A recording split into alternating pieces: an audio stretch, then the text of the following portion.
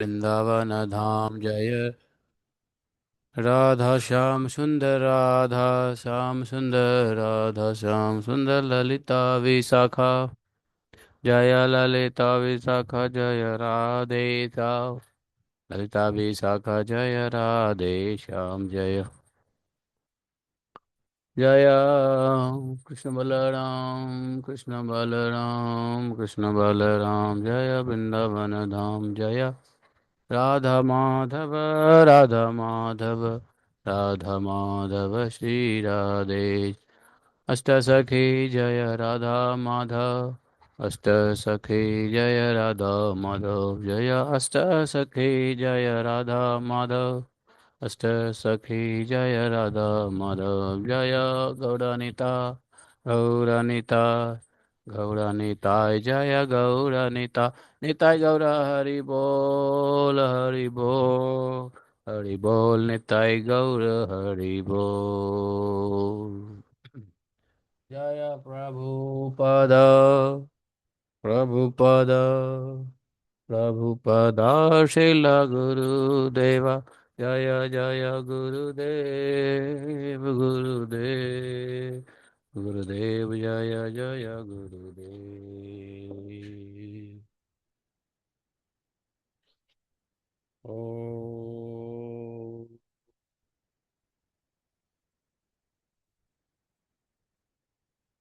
नमो भगवते वासुदेवाय ओम नमो भगवते वासुदेवाय ओम भगवते वासुदेवाय ओम नमो भगवते वासुदेवाय नारायणं नमस्कृत्यं नरं चैव नरोत्तमं देवीं सरस्वतीं व्यासं ततो जयमुदीरयेत्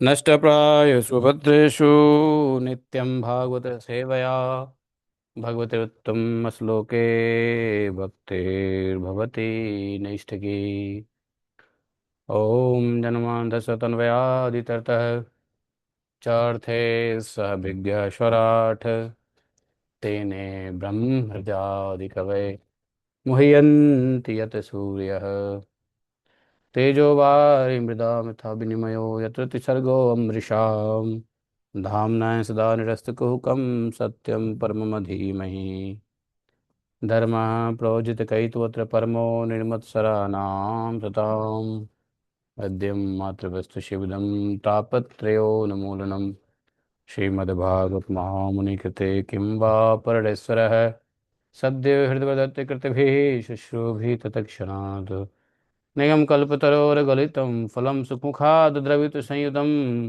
पिबत भागवतं रसमालयं मुहुरहो रसिका भुविभावुकाः अहं सर्वस्य प्रभवो मत्तः सर्वं प्रवर्तते इति मत्वा भजन्ते मां बुधा भावा समन्विता मच्चित्ता मद्गतप्राणा बोधयन्तः परस्परं कथयतश्च मां नित्यं तुष्यन्ति च रमन्ति च तेषां सततियुक्तानां भजतां प्रीतिपूर्वकं ददामि बुद्धियोगन्तं येन मापुयान्ति ते तेषामेवानुकम्पार्थम् अहम् अज्ञानजं तमः नाशयात्मभावस्थो ज्ञानदीपेन भास्वता अहमेवासमेवाग्रे नान्यत् सतशतपरं पश्चादमते तस्य यवशिष्येत् स्वस्म्यहम् ऋतेऽर्थं यत् प्रतीयेत न प्रतीयेत चात्मनि तद्विद्यादात्मनो मायां यथा भासो यथा तमः यथा महान्ति भूतानि भूतेषु चावचश्वनु प्रविष्ठानि अन्यप्रविष्ठानि तथा तेषु न तेष्वहम्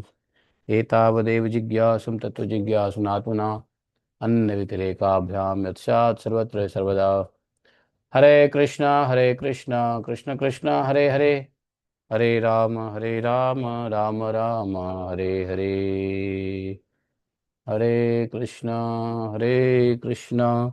कृष्ण कृष्ण हरे हरे हरे राम राम राम हरे हरे बोले ग्रंथराज श्रीमद् भागवत महापुराण की जय। जय व्यासदेव भगवान की जय। शिलानंद कोटि वैष्णव भक्त वृंद की जय। जय कोटि वैष्णव गुरु वृंद की जय। जय जय श्री राधे श्याम।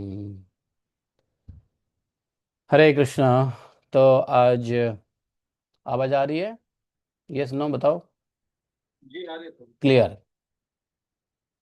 तो 16 अगस्त और चतुर्दशी, चतुर्थी, श्रावण शुक्ल पक्ष चतुर्थी।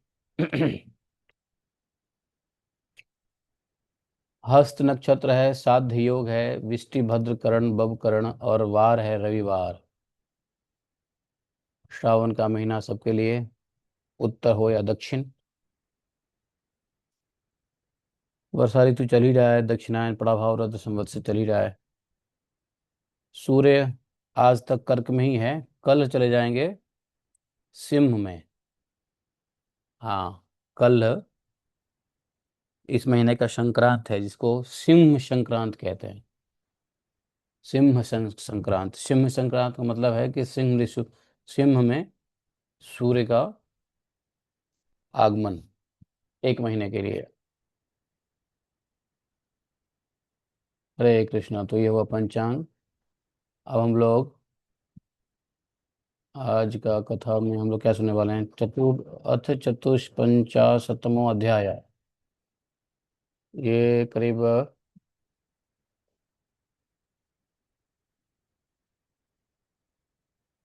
शिशुपाल के साथी राजाओं की और रुक्मी की हार तथा श्री कृष्ण रुक्मिणी विवाह। कल रुक्मिणी जी को भगवान ने हर लिया। रुक्मिणी जी की इच्छा से भगवान ने हरण किया, अपहरण नहीं किया, है ना। इसको अपहरण नहीं कहेंगे, हरण कहेंगे। तो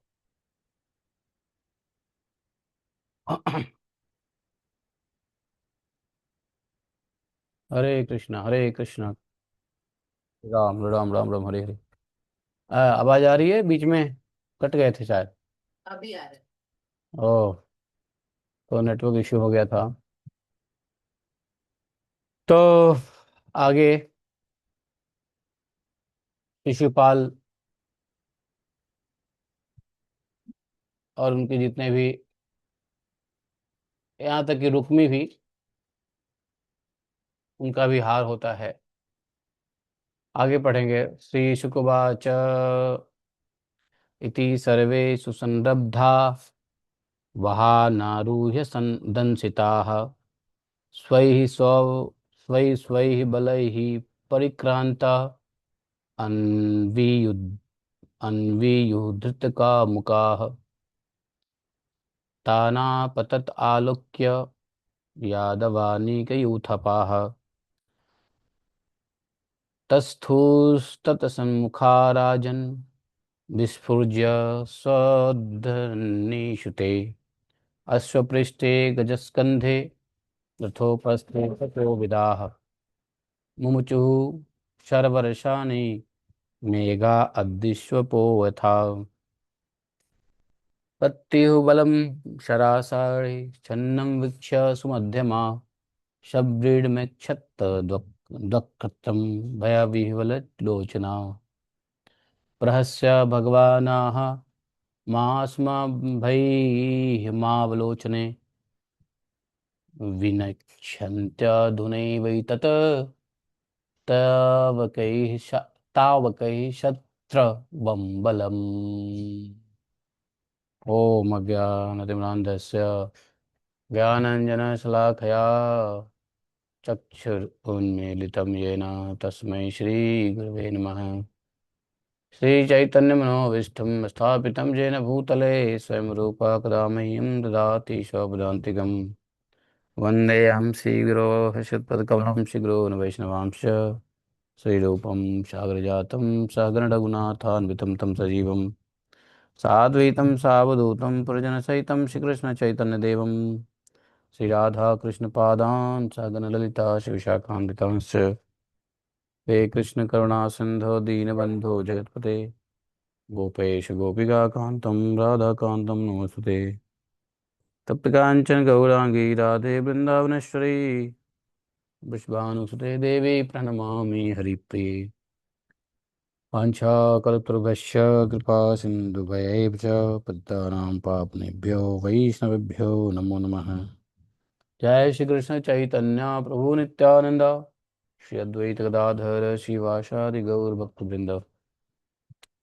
हरे कृष्णा कृष्ण कृष्ण हरे हरे हरे राम राम राम हरे हरे। हरे कृष्णा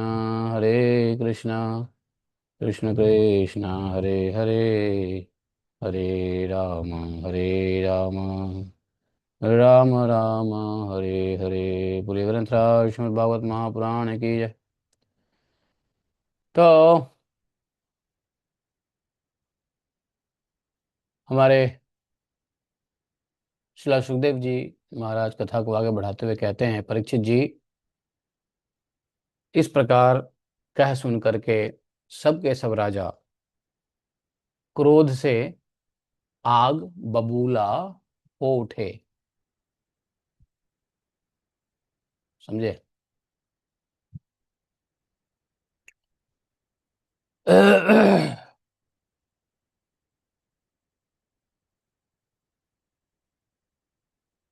भाई, अपहरण हो गया तो आग बबूला तो होना ही है।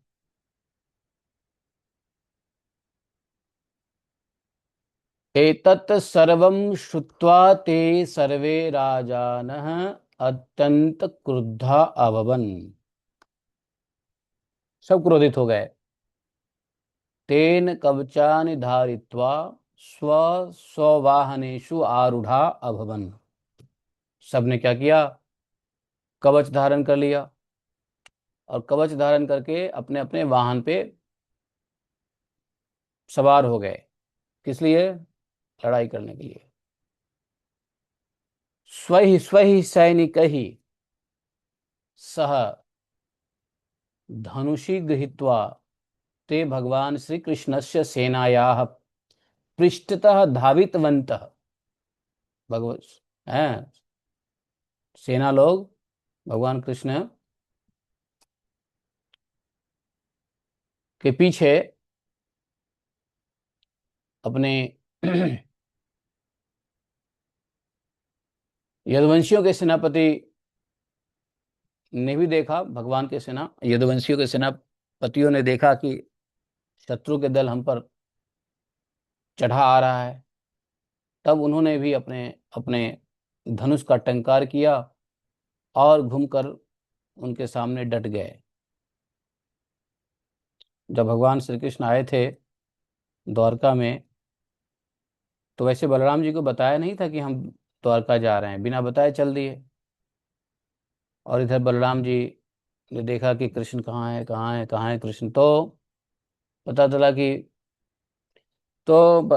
इनको समझ में आ गया बलराम जी को। तो पीछे से बलराम जी भी सेना को लेके आ गए थे। यदुवंशी सेना को लेके आए थे बलराम जी। कृष्ण भगवान कृष्ण तो नहीं लेके आए, बलराम जी सेना को लेके आए। तो जरासंध की सेना के लोग, कोई घोड़े पर है तो कोई हाथी पर है तो कोई रथ पे चढ़ा हुआ है, वे सभी धनुर्वेद के बड़े मर्मज्ञ थे। धनुर्वेद, आयुर्वेद नहीं, धनुर्वेद।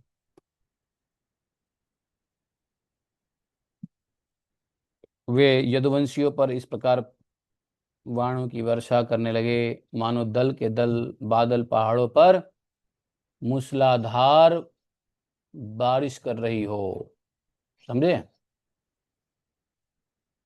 जरासंधस्य सेनायां केचित् जनाः अश्वेषु, केचित् जना गजेषु, केचित् अन्येषु रथेषु आरूढ़ाः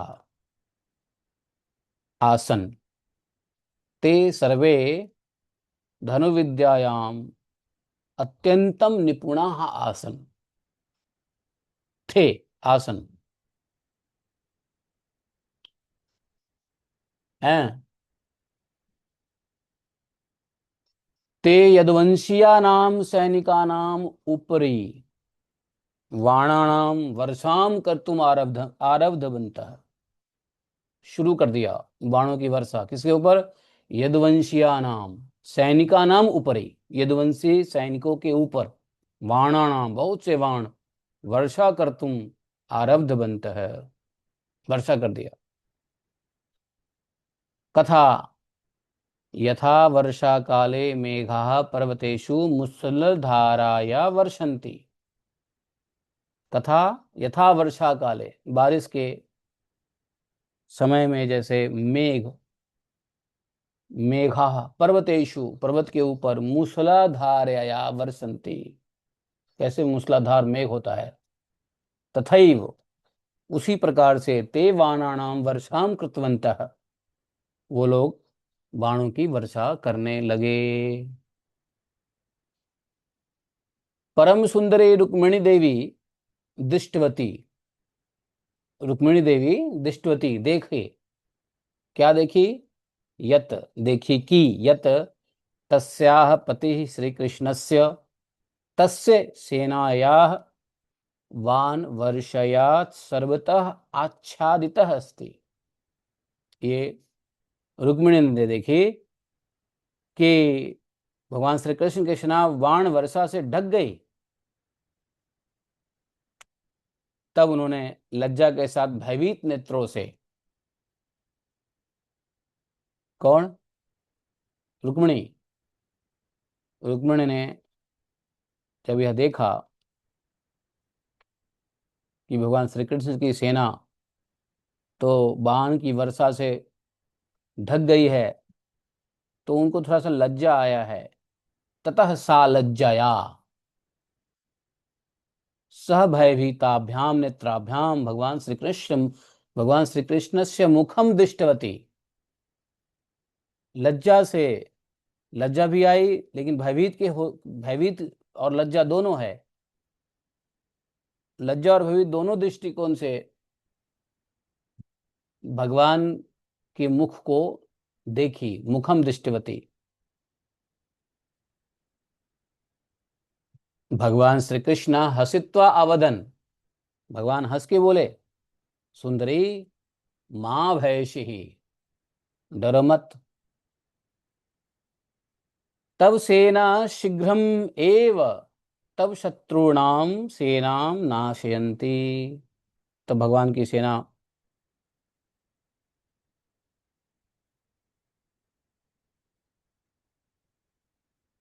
रुक्मिणी को बोला भगवान ने, चिंता मत करो, डरो मत, तुम्हारी सेना अभी शत्रु की सेना को नाश कर डालेगी।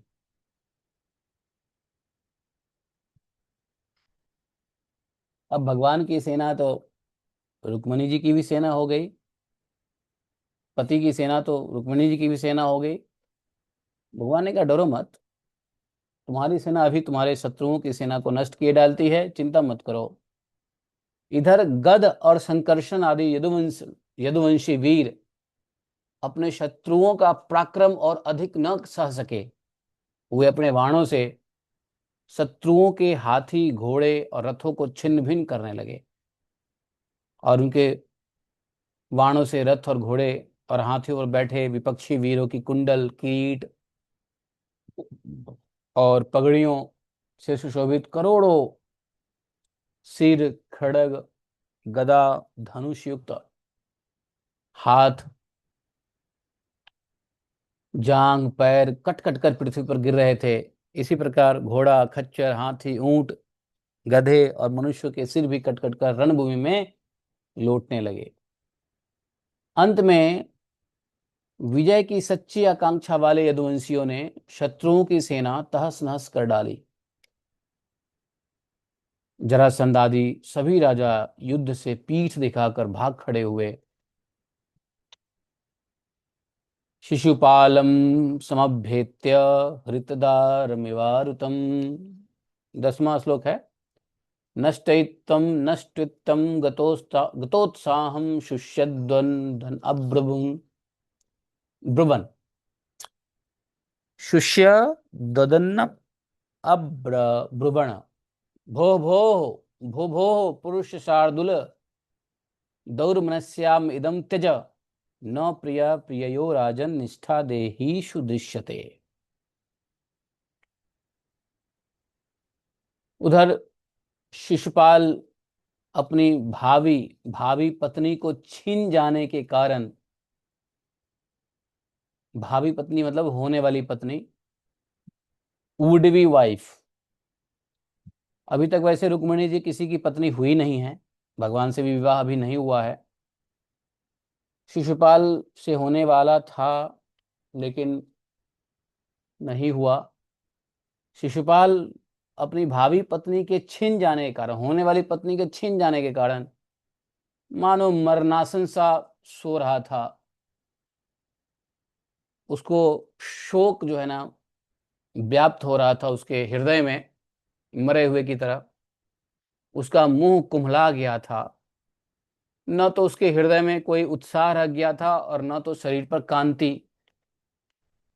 उसका मुंह सूख रहा था। उसके पास जाकर जरासंध कहने लगा, देखो ये शिशुपाल की जो हालत है वो ठीक ही है। ये संसारी लोगों की यही हाल होती है जो शिशुपाल की हालत है। नहीं से नहीं समझे, संसारी लोग, संसारी लोगों के हाथ से भी लक्ष्मी जब चला जाता है तो कितना दुखी होता है।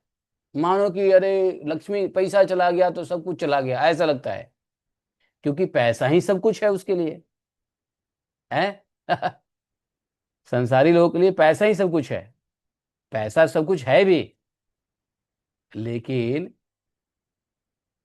पैसा सब कुछ तो है लेकिन इतना कुछ नहीं है कि हाँ, सत्य से ऊंचा ऊपर पैसा नहीं है।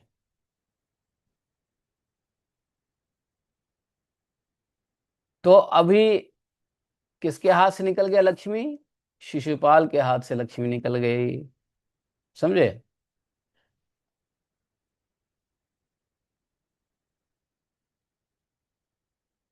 और पत्नी ही नहीं थी, वो तो लक्ष्मी थी। तो लक्ष्मी खो जाने के बाद वही व्यक्ति है हतोत्साह होता है जिसको नारायण पे भरोसा नहीं है। क्योंकि नारायण पे जिसको भरोसा नहीं है वो लक्ष्मी खोने का उसको बड़ा डर रहता है। उसको नारायण से ज्यादा लक्ष्मी इंपॉर्टेंट दिखाई देता है। इसमें कोई बड़ी बुरी बात नहीं है। नारायण से ज्यादा लक्ष्मी इंपॉर्टेंट दिखाई देता है, ऐसे भी लोग होते हैं जैसे बनिया लोग। बनिया लोगों को नारायण से ज्यादा लक्ष्मी से प्रेम ज्यादा रहता है। और बनिया तो सब है आज के डेट में, ऐसा नहीं है बनिया ही बनिया है, बनिया तो सब है। दो पैसे के लिए सबको बनिया बनना पड़ता है इस संसार में। लेकिन लक्ष्मी, आने वाली लक्ष्मी जब चली जाए, पता चले कि हमको 4 करोड़ आना है और फिर वो छूट जाए, तो कितना बड़ा दुख होता है। आदमी का तो हालत खराब रहता है, नहीं? अब शिशुपाल के साथ यही हुआ। शिशुपाल की आने वाली लक्ष्मी, भावी लक्ष्मी जाती हुई नजर आ रही है। तो बेचारा क्या होगा, उसका हालत क्या होगा बताओ। है, लुटा हुआ पथिक की तरह बेचारा हतोत्साह होकर के शिशुपाल जो है ना लेट गया। समझे? उसके हृदय में कोई उत्साह नहीं। शिशुपाल स्वस्य भामिनी, भाविनी पत्नी, होने वाले पत्नी को भाविनी पत्नी कह सकते हो, नीतां दृष्ट्वा अत्यंतम दुखितः अभवत्। शिशुपाल मरणासन्न इव दृश्यते अस्म, तस्य हृदय न उत्साह अस्ति, शरीरे कह कांति अपि नासीत्, तस्य मुखम मलिनम अभवत्। हम्म? कस्य मुखम? शिशुपालस्य मुखम मलिनम अभवत्, शरीरे अपि किंचित कांति न आसीत, उत्साहम अपि गतवती, हम्म मन्ना आसनम स्थिता शिशुपाल, एतादृशी अवस्था, ऐसा अवस्था शिशुपाल के साथ हो गया। अब देखो, यह किसने देखा है? शिशुपाल को किसने देखा यह इस हालत में? जरासंध। बाकी लोग तो लड़ाई के पीछे भाग रहे हैं, लेकिन जरासंध ने देखा शिशुपाल है। जरासंध ने देखा शिशुपाल जो है, तो शिशुपाल को गया समझाने। जरासंध क्या समझाने गया? देखो, बोला शिशुपाल जी, आप तो एक श्रेष्ठ पुरुष हैं, यह उदासी छोड़ दीजिए, क्योंकि राजन, कोई भी बात सर्वदा अपने मन के अनुकूल ही हो या प्रतिकूल, इस संबंध में कुछ स्थिरता किसी भी प्राणी के जीवन में नहीं दिखाई दी जाती। देखो, कहते हैं ना कि बुरे वक्त में हर व्यक्ति आकर के आपको ज्ञान देगा, और ल- लोगों का ज्ञान, लोग जानते हो लोग कितने बड़े ज्ञानी है, लोग कितने बड़े ज्ञानी होते हैं, यह बात आपको कब पता चलेगा मालूम है? दुनिया कितना बड़ा ज्ञानी है आपको वास्तव में कब पता चलेगा पता है? जब आपके साथ बुरा होगा और आपको बेवकूफ लोग भी आके ज्ञान देने लगेंगे, जिनको अपने ही जीवन में अपने ही समस्याओं का समाधान नहीं मिलने वाला व्यक्ति आपके समस्याओं पे समाधान देने के लिए आ जाएंगे। ऐसा होता है कि नहीं होता है? ऐसा संसार में होता है। ज्ञानी लोग आ जाएंगे, 100 ज्ञानी लोग आ जाएंगे, ज्ञान देने लग जाएंगे, अरे नहीं प्रभु जी ऐसा नहीं होता है, ये होता है, ऐसा करो वैसा करो। लेकिन जब अपने साथ सिचुएशन होती है, तो यह ज्ञान चला जाता है तेल लेने, घासलेट तेल लेने नो। को जरासंध समझा रहा आप एक श्रेष्ठ पुरुष हैं, उदासी छोड़िए, हमेशा मन की हो, यह तो संभव नहीं है ना। कुछ स्थिरता किसी प्राणी के जीवन में नहीं देखी जाती है, बात सही है। अच्छा, बुरे वक्त में जब कोई व्यक्ति सलाह देने आएगा ना, तो सबकी सलाह अच्छी लगेगी, आपको लगेगा कि सब विद्वान सलाह दे रहे हैं, किसी का सलाह में कोई गड़बड़ी नहीं है, सब अच्छे अच्छे ही बोल रहे हैं, सब हमारे भले के लिए बोल रहे हैं। आपको किसी में बुराई नहीं दिखेगी, अच्छी ही दिखेगी, क्योंकि अच्छा बोलते हैं लोग बाग। यहाँ शिशुपाल को जो कह रहा है जरासंध, वो सही कह रहा है, यह तो सही बात है कि संसार में ऐसी कोई प्राणी नहीं है जिसके जीवन में स्थिरता देखी जाए। किसी भी प्राणी के जीवन में स्थिरता नहीं देखी जाती है, किसी भी प्राणी के जीवन में। इस संसार, क्योंकि संसार ही स्थिर नहीं है, यह संसार ही स्थिर नहीं है, परिवर्तनीय है, विकार युक्त है। तो जो संसार जिस पे आप बैठे हो वही स्थिर नहीं है, तो आप स्थिर कैसे रह सकते हो? इसलिए कोई एक भी व्यक्ति कह दे कि नहीं मेरा जीवन बड़ा ठीक ठीक चल रहा है, स्थिर चल रहा है, तो डर के बोलना पड़ेगा, या तो व्यक्ति पागल है ना। क्योंकि पागल को क्या होता है, पृथ्वी भूकंप दारू पिए नशे में पागल जो है उसको भूकंप आने से भी क्या फर्क पड़ता है, भूकंप आया है। लेकिन जो सेंसिबल व्यक्ति होगा इस बात को मानेगा कि इस संसार में स्थिरता नाम की कोई चीज नहीं है, सबके जीवन में स्थिरता आती है।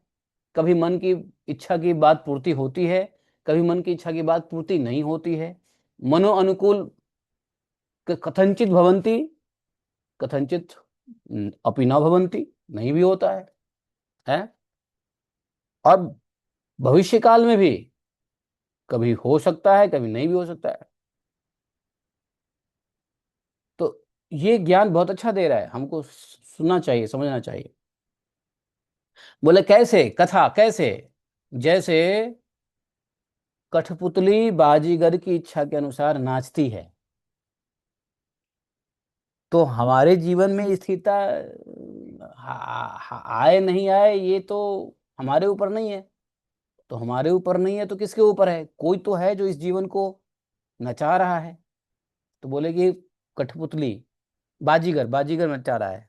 बाजीगर है बैठा हुआ ऊपर, जो कठपुतली को इच्छा के अनुसार नचाता रहता है। वैसे ही जीव भी भगवान के इच्छा के अधीन रहकर सुख और दुख के संबंध में यथाशक्ति चेष्टा करता रहता है। हालांकि अल्टीमेटली इच्छा भगवान की होती है। यहाँ पे बाजीगर कौन है? भगवान है। लेकिन भगवान के इच्छा के अलावे भी मनुष्य अपना इच्छा करता रहता है। इच्छाएं पूर्ति होती है तो धन्यवाद भगवान, क्योंकि भगवान की भी इच्छा थी और वही इच्छा मनुष्य ने किया, पूर्ति हो गई तो धन्यवाद भगवान। और भगवान की इच्छा नहीं थी, आपकी इच्छा थी, पूर्ति नहीं हुई, तो कौन है भगवान? कहाँ का भगवान? मेरे लिए भगवान मर गए, है ना? ऐसे होते हैं। तो जिसकी इच्छा पूर्ति होती है वह भगवान को, लेकिन इच्छा पूर्ति हो या ना हो फिर भी भगवान की सेवा करें तो उसको कह सकते हैं चलो यू आर द न्यूट्रल और यू डोंट हैव एनी, आपको कोई प्रॉब्लम नहीं है, आपकी इच्छा पूर्ति हो रही है नहीं हो रही है। भक्ति का यही मतलब है कि भक्त के मन के मुताबिक कोई चीज हो या ना हो, लेकिन फिर भी भक्ति में लगे रहो। और जो कुछ हो रहा है वो सब प्रारब्ध ही है, भगवान की इच्छा है, भगवत इच्छा। तो जीव भगवत इच्छा के अधीन है, फिर भी सुख और दुख के संबंध में हमेशा कोशिश करता रहता है। देखो, क्या कह सकते हो आप? जब भगवान की इच्छा है सब कुछ, तो सुख और दुख के संबंध में क्या है? देखिए, जबकि यही जरासंध है जो भगवान भगवान तो बोल रहा है, लेकिन भगवान के सामने उसको समझ में नहीं आ रही कि भगवान सामने बैठे हैं। भगवान सामने होने के बावजूद भी जरासंध को भगवान दिख नहीं रहे हैं कि भगवान ही हैं। क्यों? भगवान ने अपनी इच्छा से माया का पर्दा डाल रखा है। भगवान जब तक जिससे खेलना चाहते हैं माया का पर्दा डाल देते हैं। किसी को प्रकाशित करके खेलना चाहते हैं तो माया का पर्दा हटा के स्वयं स्वयं प्रकाश करके, स्वयं को प्रकाशित करके खेलते हैं। और किसी किसी के साथ भगवान खेलते हैं तो माया का पर्दा डाल के खेलते हैं। तो दो प्रकार के खिलाड़ी होते हैं। भगवान दो प्रकार से खेलते हैं।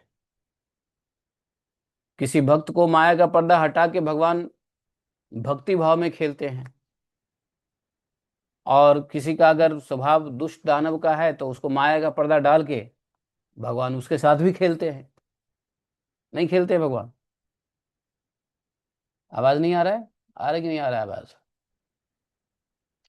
आज नेट थोड़ा डिस्टर्ब है। आ रहा है आवाज? तो जरासंध के साथ भगवान कैसे खेल रहे हैं? माया का पर्दा डाल के। सामने भगवान दिखाई दे रहे हैं, लेकिन उसको दिखाई नहीं दे रहा है कि भाई भगवान ही है। और भगवान का नाम लेकर के शिशुपाल को कह रहा है भगवान की इच्छा है, ऐसे ही होता है, ये है वो है। तो समझे? कहा देखिए शिशुपाल जी, श्री कृष्ण ने मुझे, आप देखिए शिशुपाल जी, मेरी हालत देखिए, मेरी क्या हालत हो रखी है। ये श्री कृष्ण ने मुझे 23 अक्षौनी सेनाओं के साथ 17 बार हरा दिया। मैंने केवल एक बार 18वीं बार उन पर विजय प्राप्त की। फिर भी इस बात को लेकर मैं न तो कभी शोक करता हूं और न तो कभी हर्ष, खुश भी नहीं होता हूं, लेकिन शोक भी नहीं करता हूं। क्यों?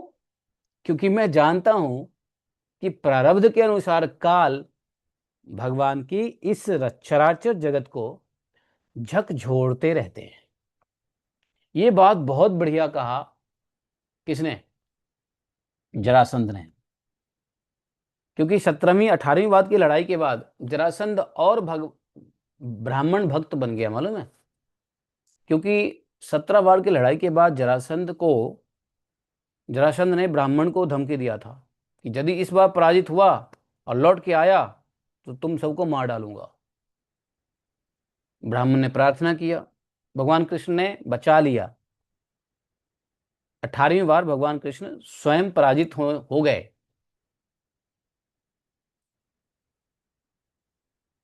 और कंस को लगा कि ब्राह्मण का आशीर्वाद हमको मिल गया।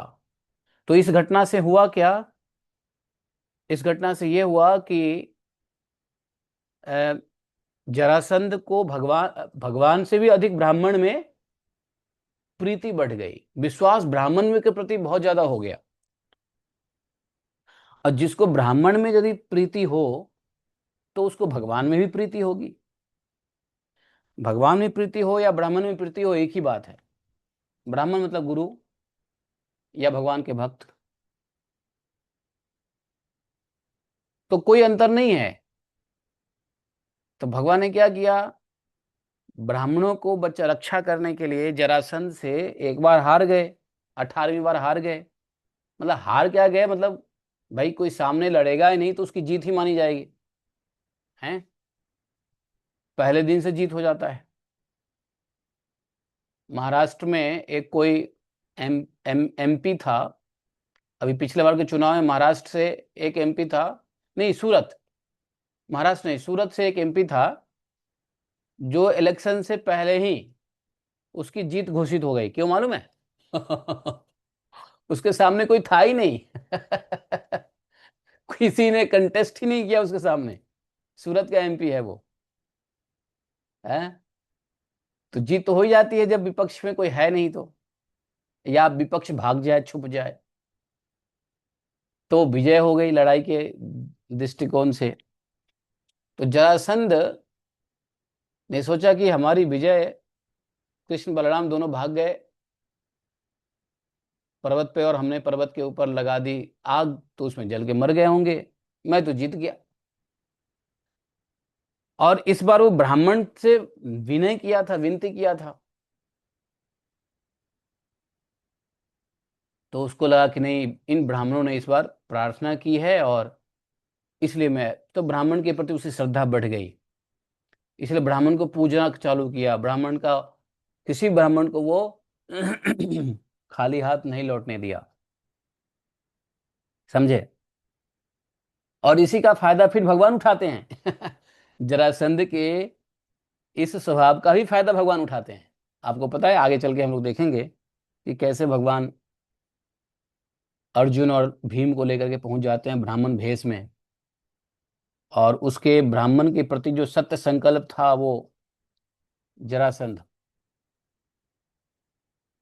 वैसे तो जरासंध पहले भी ब्राह्मण भक्त था, तो इसलिए भी भगवान ने उसको मारने की सोचा कि क्यों मारूं। दो कारण थे मारने नहीं मारने के जरासंध के। एक तो ये कि बेचारा ब्राह्मण भक्त है, दूसरा ये कि ये जो है, इसको छोड़ देंगे तो और लोगों को पकड़ पकड़ के लाएगा और हम सबको मारेंगे एक ही साथ में, सारा कहाँ कहाँ घूमने घूमने जाएंगे। तो दो कारण से भगवान ने उसको छोड़ा था। तो ब्राह्मण की भक्ति तो वो करता ही था, लेकिन जब उसने देखा कि था तो असुर ही, तो असुर लोगों को भक्ति तब तक चलती है जब तक मिलता रहता है कुछ। अब कुछ जब मिलना बंद हो जाता है तो उसकी भक्ति करना छोड़ देगा। ये असुर का स्वभाव है। तो असुर तो था ही जरासंध। और उसने देखा कि मैं तो ब्राह्मण को इतना दान करता हूँ, पुण्य करता हूँ, सेवा करता हूँ, फिर भी मैं 17 बार हार गया। तब जाके उस ब्राह्मण पे गुस्सा किया, मेरी पूजा भक्ति में क्या कमी है कि मैं हार रहा हूँ, क्यों हार रहा हूँ? अब इस बार यदि मैं हार के आया तो तुम लोग को गला काट दूंगा, बताओ। ये हालत होता है। जबकि भक्त के साथ ऐसा नहीं होता है। भगवान भक्त का गला भी काट दे तो भगवान के विरुद्ध में कभी भक्त खड़ा नहीं हो सकता है। भगवान के सामने हाथ जोड़ के ही रहेगा, हे भगवान आप हमारे साथ जो करो सो करो, आप स्वतंत्र हो करने के लिए। आप जैसे रखो, जैसे पालन करो, मार जैसे मारो, जैसे जिलाओ, जैसे खिलाओ, जैसे पिलाओ, हम। तो ये भक्ति है। भक्ति में भगवान को इतना भी कष्ट देते हैं भक्त को, तो भगवान के विपरीत कभी भी भक्त नहीं जाता है। लेकिन असुर स्वभाव में क्या होता है, असुर भी भक्ति करता है, लेकिन जैसे ही उसको अपना मान सम्मान, प्राण, धन की रक्षा नहीं होगी, तो वो आपके भक्ति सेवा के विरुद्ध हो जाएगी, हो जाएगा। यही यही असुर का स्वभाव होता है। तो जरासंध यह बात जानता है। मैं क्यों बोल रहा हूँ जरासंध के बारे में? क्योंकि जरासंध शिशुपाल को बहुत अच्छी बातें सिखा रहा है कि सब भगवान की इच्छा से होता है। कभी मन की पूर्ति होती है, कभी नहीं होती है। हम लोग कठपुतले हैं। कठपुतले को जैसे बाजीगर नचाता है, हमें भी भगवान नचा रहे हैं। देखो हमें देखो, हम 17 बार हार गए, फिर भी और 18वें बार हम जीते भी तो हमको न शोक है, न हर्ष है, न दुख है, न खुशी है, न गम है। गम इसलिए नहीं है कि मैं एक बार जीता हूं, और खुशी इसलिए नहीं है कि मैं 17 बार हार भी गया हूं। समझे? तो बहुत अच्छी बात यहाँ पे। तो देखा, मैं कभी शोक नहीं करता हूं, क्योंकि मैं जानता हूं, ये कह रहा है क्योंकि मैं जानता हूं कि प्रारब्ध के अनुसार काल भगवान ही इस चराचर जगत को झकझोरते रहते हैं। कितनी बड़ा ब्रह्म ज्ञान दे रहे हैं ये हैं। क्योंकि मैं जानता हूं कि प्रारब्ध के अनुसार काल भगवान ही इस चराचर जगत को झकझोरते रहते हैं। काल काल घुमाता रहता है। ये काल जो है झकझोरता है। समझे? इसमें संदेह नहीं कि हम लोग बड़े बड़े वीर सेनापतियों के भी नायक हैं। कोई इसमें कोई डाउट तो है ही नहीं कि हम लोग बड़े बड़े सेनापतियों के नायक हैं। फिर भी इस समय श्री कृष्ण के द्वारा सुरक्षित यदुवंशियों की थोड़ी सी सेना ने हमें हरा दिया। ये सेना जो हराया है हम लोगों को, वो श्री कृष्ण द्वारा सुरक्षित सेना है। नहीं तो हम लोगों को कौन हरा सकता है? ये बात सही भी है। भगवान की सुरक्षा से ही पांडव जीते। भगवान की सुरक्षा से ही मथुरापुरी के लोग बचे। भगवान की सुरक्षा से ही यदुवंश की सेना जीत सकी। 23 अक्षौनी सेना के साथ आता था, लेकिन भगवान के यदुवंशी सेना को थोड़ा सा खरोच भी नहीं आता था। किसकी वजह से? भगवान की वजह से। तो कह रहा है कि इसमें कोई संदेह नहीं है। ये कौन कह रहा है? कौन कह रहा है ये? इसमें कोई संदेह नहीं है कि हम लोग बड़े बड़े नरपति हैं, है कि नहीं? तो इसको जरा आप लोग सुन लो। इस बातों को जो आपने सुना, इसको सुनो दोबारा से, कि क्या समझाता है कंस। किसको? शिशुपाल को। राजन, sorry sorry sorry, Jarasandh Shishupal को। राजन, कदाचित मनुष्यस्य जीवने सर्वाः घटनाः तस्य मनः अनुसारं भवन्ति, किंचित तु तस्य मनः विरुद्धा अपि भवन्ति। मनः अनुसारं भवन्ति, कदाचित तु तस्य मनः विरुद्धा भवन्ति। कदाचित तु मतलब कभी कभी तो, जानते हो, हिंदी में तू बोलते हैं, संस्कृत में तू बोलते हैं। कभी तो होता है, कभी तो नहीं भी होता है। तो के लिए संस्कृत में तू आता है। जब कहीं आ जाए कदाचित तू, तो मतलब कभी कभी तो, है कि नहीं, बड़ा सिमिलर है। तो कदाचित तू तस्य मनः विरुद्धा भवन्ति, कभी तो मन के विरुद्ध हो जाता है। परंतु जीवने सर्वदा एकस्मिन एव प्रकारेण परिस्थिति न भवति। समझ गए? आसान है कि नहीं है? परंतु जीवने सर्वदा एकस्मिन एव प्रकारेण परिस्थिति न भवति, हर प्रकार एक ही प्रकार की परिस्थिति रहे, ऐसा कभी संभव नहीं है। कस्यापि प्राणिनः जीवने सर्वदा सुखम व दुखम व न भवति।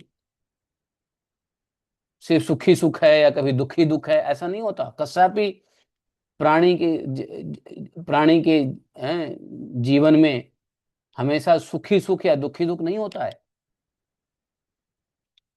यथा काठपुतलिका बाजीगरस्य इच्छानुसारं नृत्यति, तथैव अयं जीवः अपि भगवतः इच्छायाः अधीनः, सन सुख दुखयोः मध्ये यथाशक्ति प्रयत्नं करोति। कितना बढ़िया बात बताया। अति उत्तमं शोभनम है एतत् प्रवचनम। पश्यतु, देखो, श्री कृष्ण माम त्रयोविंशति सहस्रै त्रयोविंशति अक्षौहिणी सेनाभिः, त्रयोविंशति 23, सह सप्तदशवारं पराजितवान, 17 बार पराजित किया। केवलम अष्टादशे युद्धे अहम तम पराजितवान, मैं सिर्फ 18वीं बार उसको जीता। तथापि एताम घटनानाम अस्मृत्वा अहम कदापि सोचामि न, न च कदापि हृष्यामि।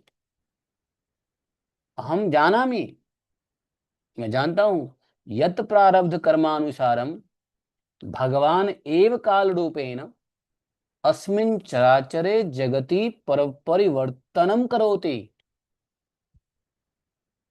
कितना आसान है ना? आप लोग को समझ आ रहा है कि नहीं आ रहा है? आसान है कि नहीं, बताओ? नहीं आसान है? वो कह रहा है कि अहम जानामि, यत, यत मतलब की। जब हिंदी में की बोलना होता है ना, तो यत प्रयोग करते हैं। अहम जानामि यत, मैं जानता हूं कि प्रारब्ध कर्मानुसारम भगवान एव, एव मतलब भगवान ही, काल रूपेण अस्मिन् चराचरे जगति परिवर्तनम करोति।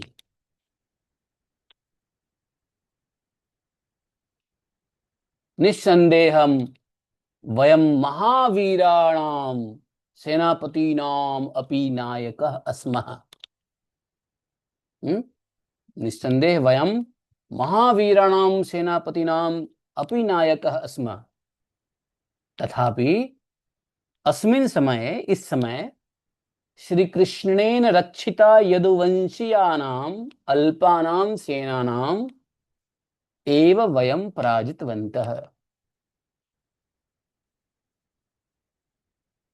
कथम सेनानाम? कृष्णस्य कृष्णेन रक्षिताम यदुवंशीयानाम अल्पाम Senam, very few soldiers protected by Sri Krishna, this time defeated us.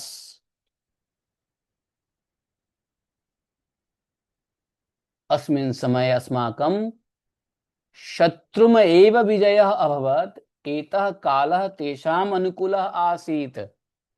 This time they defeated us, it is also because of the time, काल, काल की ही ऐसा प्रभाव है। आप चिंता क्यों करते हो? यदा कालः अस्माकम् अनुकूलः भविष्यति, मतलब काल जब हमारे पक्ष में होगा, तदा वयम अपि तान अवश्यम विजिष्यामः, तो हम भी उन पे विजय प्राप्त कर लेंगे। किमर्थम तही अनुकूल समये प्रतीक्षाम करयुहु। अनुकूल समय का प्रतीक्षा करना चाहिए, चिंता मत करो। तो कहते हैं ना, ये जो लोग थोड़े से समय के साथ जब किसी को कष्ट होता है, जब किसी के साथ दुर्गति होती है, तो सदगति वाले लोग जिनके कष्ट जो, जैसे सपोज करो कि आज मेरे पे कष्ट है, आप पे कष्ट नहीं है, तो आप हमको ऐसे ही समझाओगे। कल आप पे कष्ट होगा, हम पे कष्ट नहीं होगा, तो हम भी आपको ऐसे ही समझाएंगे। है कि नहीं? यही संसार है। समझे? आज आपके दुख में है। जिस तन लागे वही तन जाने। हाँ वो तो, लेकिन सब जाने। जिस तन लागे की बात तो ठीक है, लेकिन सब जन जानते हैं, सब तन लागे क्यों? है कि नहीं? हाँ।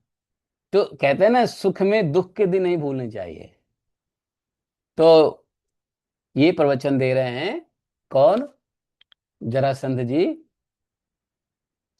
जरासंध जी संसार में ही है, संसार का जो नियम है वैसे ही चल रहा कर रहा है। तो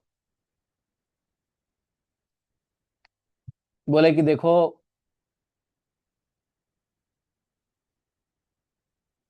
बोले कि जब काल हमारे पक्ष में होगा तब हम भी उन्हें जीत लेंगे। काल हमारे दाएं नहीं है, काल हमारे बाएं हैं। काल अभी उसके दाएं हैं, इसलिए वो जीत लिया। सुखदेव गोस्वामी महाराज कहते हैं, परीक्षित जी, जब मित्रों ने इस प्रकार समझाया, तब चेदिराज शिशुपाल अपने अनुयायियों के साथ अपने राजधानी को लौट आ गया। और उसके मित्र राजा भी जो मरने से बचे थे, अपने अपने नगरों को चले गए।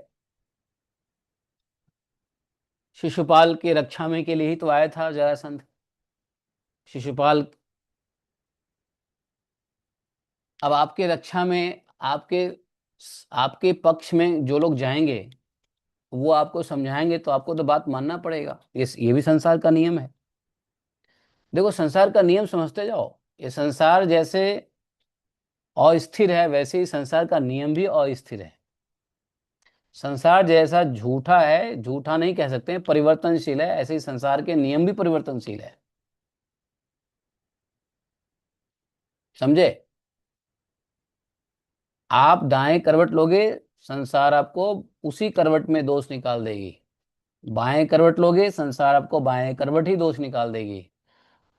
चित लेटोगे तो चित में दोष निकाल देगी, और पट लेटोगे तो पट में दोष निकाल देगी।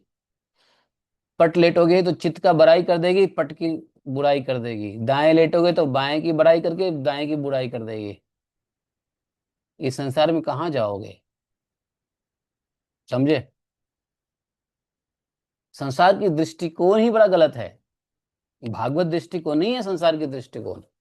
इसलिए संसार से जो डिफरेंट सोचे करे भागवत के मुताबिक, वही भागवत धर्मी लोग हैं, वही भक्त लोग हैं। इस संसार में बड़ा उल्टा काम है। अब देखो संसार कैसे उल्टा सोचता है। मैं आपको एक एग्जांपल दूं, देवपुरी बाबा, बड़ा क्लासिक एग्जांपल देता हूं कैसे उल्टा। वैसे तो सब कुछ आप जानते ही हो। जब कोई व्यक्ति भोग में होता है, जब कोई व्यक्ति भोग में होता है, तो भोग वासना युक्त कार्य को वो प्रेम समझते हैं। वासना युक्त कार्य को प्रेम समझते हैं। जैसे कोई पति पत्नी है, गृहस्थ जीवन में पति पत्नी होता ही है, और पति पत्नी बढ़िया से रहे, अपना आनंद से रहे, खूब खाए पिए बढ़िया से, भोग करे, जहाँ जाए साथ जाए, देश विदेश घूमे। तो लोग सोचते बड़े कितना प्रेम है यार इन दोनों में, कितना प्रेम, जब कर रहा है भोग, कर रहा है भोग वो। लेकिन संसार क्या कहती है? कितना प्रेम है भाई, बड़ा प्रेम है दोनों में, बड़ा प्रेम है दोनों में। हाँ, ऐसा होता है कि नहीं होता है? तो संसार भोग को ही प्रेम कहती है, जबकि भागवतम में भोग प्रेम नहीं है। भागवतम में सुहृदता प्रेम है। सेवा को प्रेम कहा है। क्यों? भागवतम के मुताबिक सेवा ही प्रेम है, सुहृदता ही प्रेम है, सहिष्णुता ही प्रेम है। नहीं तो कोई आपको सेवा से कुछ करे तो उसमें भी लोगों की भोग बुद्धि हो जाती है। ये संसार है। समझ रहे हो? नहीं समझ रहे हो देवपुरी बाबा? मेरी इस बात को नहीं समझे लगता है। तो ये बड़ा उल्टा है हिसाब किताब। तो ये फिर ऐसी बुद्धि जो संसार में रह के सोचेगा तो उसको ऐसे ही उल्टे दिखेगा, और जो संसार के अलावा भागवत धर्म में आके सोचेगा तो उल्टा दिखेगा। इसलिए भगवान ने कहा कि संसार में रहो लेकिन संसार में उल्टा सोचो, क्योंकि संसार उल्टा है तो उल्टे का उल्टा सुल्टा होता है। क्या होता है? उल्टे का उल्टा क्या होगा? सुल्टा। और सुल्टे का उल्टा क्या होगा? उल्टा। नहीं समझे ये भगवान? ये थोड़ी नहीं समझे है। भगवान ने क्या कहा? ऊर्ध्वमूलम अधोशाखम अश्वत्थम प्राहुरव्ययम छंदांस यस्य पर्णानि व्यस्तम वेद स वेदविता। वास्तव में इस संसार में जो उल्टा समझता है वही ज्ञानी है, क्योंकि संसार ही उल्टा है। तो उल्टा में उल्टा समझोगे जब भी ज्ञानी कहलाओगे, क्योंकि तभी आप सुलटे कहलाओगे।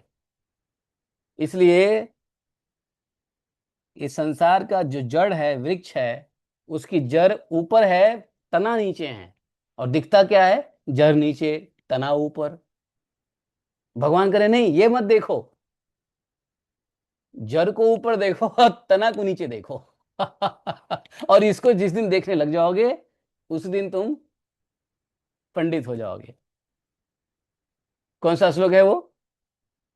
ऊर्ध्वमूलम अधो शाखम अश्वत्थम प्राहुरभ्यम छंदांसि यस्य पर्णानि यस्तम वेद स वेदवित्। कौन सा श्लोक है वो? पहला श्लोक है वो। कौन सा अध्याय का? ये 15वां अध्याय का है क्या? है?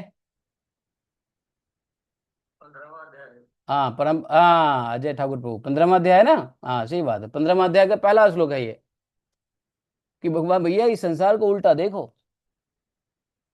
क्योंकि ये संसार ही उल्टा है। जब उल्टे को उल्टा देखोगे तो सुलटा नजर आएगा। बात सही है कि नहीं है अजय ठाकुर प्रभु? है? हाँ प्रभु। तो यहां पर ये हाल है। तो जरासंध ने जब इस प्रकार से चेदिराज शिशुपाल, शिशुपाल समझ भी गया, क्योंकि शिशुपाल के अपने ही लोग थे। भाई आपके आपके आपकी रक्षा सुरक्षा के लिए, आपके हेल्प करने के लिए कोई आएगा तो वही आपको समझाएगा, तो आप नहीं समझोगे ऐसी बात तो है नहीं। तो वो समझ गया शिशुपाल, और शिशुपाल फिर अपने अनुयायियों के साथ अपनी राजधानी को लौट गया, और उसके मित्र राजा भी जो मरने से बचे थे अपने अपने नगरों को चले गए। कुछ लोग तो मर ही गए थे, लेकिन जो यथनचित कथनचित जो बच गए थे वो सब भी अपने नगर को चले गए। हरे कृष्णा।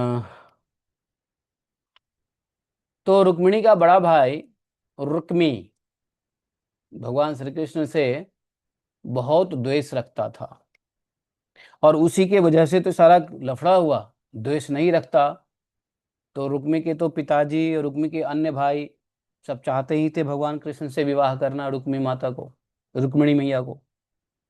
ये तो भगवान कृष्ण के विरुद्ध था ये, और इसकी बुद्धि भगवत विरुद्ध थी। अपने खानदान में ये उल्टा पैदा हो गया था। भीष्मक महाराज बड़े भाग्यवान व्यक्ति थे, बड़े भक्त व्यक्ति थे, भगवान के प्रति बड़ी श्रद्धा थी, लेकिन बड़ा बेटा होने के नाते इसकी बात माननी पड़ी। संसार में बड़ा बेटा जो होता है ना, थोड़ा सा धौंस दिखाता है। हर जगह देखोगे बड़ा बेटा थोड़ा धौंस दिखाएगा। अगर थोड़ा भी अगर वो शक्तिशाली होगा तो वो अपना अपनी चलाएगा। अगर शक्ति नहीं है तो कोई बात नहीं, सुन लेगा दूसरे की बात, लेकिन अगर थोड़ी शक्ति होगी तो वो अपनी चलाएगा। रुक्मी अपनी चलाता था, किसी की नहीं सुनता था। अब बड़े बेटे की बात बाप को माननी पड़ती है, क्योंकि बड़ा बेटा ही उद्धार करता है। मुंह में आग देता है, तर्पण करता है, पिंडदान करता है। इसलिए भी बड़े बेटे की थोड़ी सी तवज्जो होती है कि बड़ा बेटा जो कहे वो सुन लो। ये सब आज के डेट में वैलिड नहीं है, लेकिन पहले इस सब बात का वैलिडिटी थी। इसकी बुद्धि खराब थी, सत्संगति खराब थी, सत्संगति थी ही नहीं। ये कहाँ देखो असुरों के बीच में उसकी बुद्धि थी। वो चाहता था अपने असुर मित्र के साथ ही बहन की विवाह करे। तो ये तो थी। तो रुक्मी को यह बात बिल्कुल सहन नहीं हुआ कि मेरी बहन को श्री कृष्ण हर ले जाए और राक्षस रीति से बलपूर्वक उसके साथ विवाह करे। रुक्मी वैसे बली था, मैंने बताया ना, कैपेबल था, बली तो था। उसने एक अक्षौहिणी सेना साथ ले ली और श्री कृष्ण का पीछा किया। एक अक्षौहिणी सेना को लेकर के भगवान श्री कृष्ण का पीछा किया।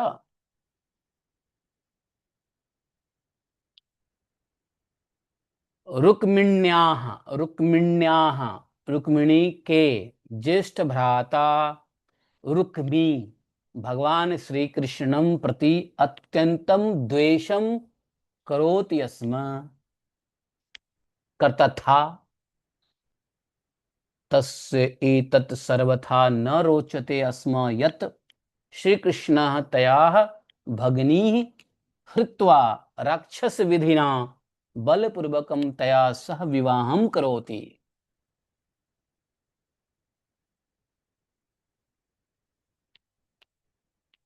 रुक्मी स्वयं महाबलवान आसीत्। सः एकाक्षौहिणी सेनां गृहीत्वा श्रीकृष्णस्य पृष्ठतः आगच्छत्। पृष्ठतः पीछे पीछे सेना को लेकर, एक अक्षौहिणी सेना को लेकर के भगवान का पीछा किया, पीछे पीछे आ गया। अब रुक्मी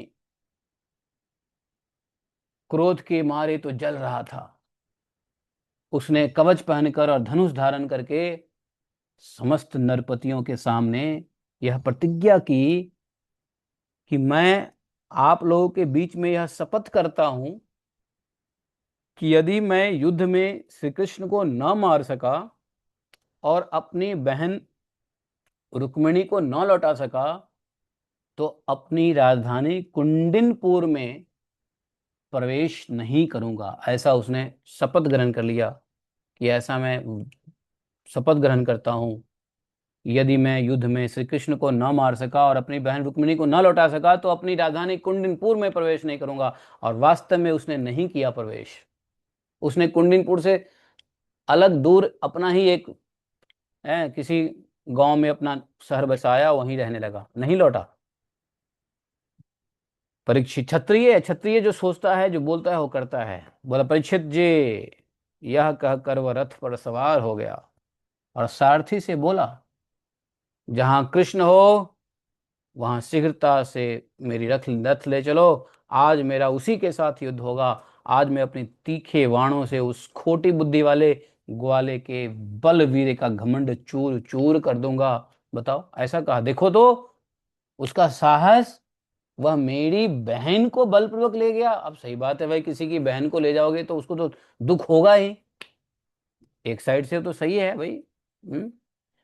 लेकिन वो सही इसलिए नहीं है क्योंकि वो क्या सोच रहा है, अब किसी की बहन भगवान ही ले जाए तो कौन भाई है जो भगवान से द्वेष करेगा? है भाई। अब किसी की बहन को भगवान ही उठा के ले जाए तो जिस भाई को यह बुद्धि नहीं होगी, भगवत बुद्धि नहीं होगी, इसी को दुख होगा क्या? जो बुद्धिमान भाई होगा वो तो कहेगा हाय भगवान बड़ी कृपा की, आप ले गए, बढ़िया है।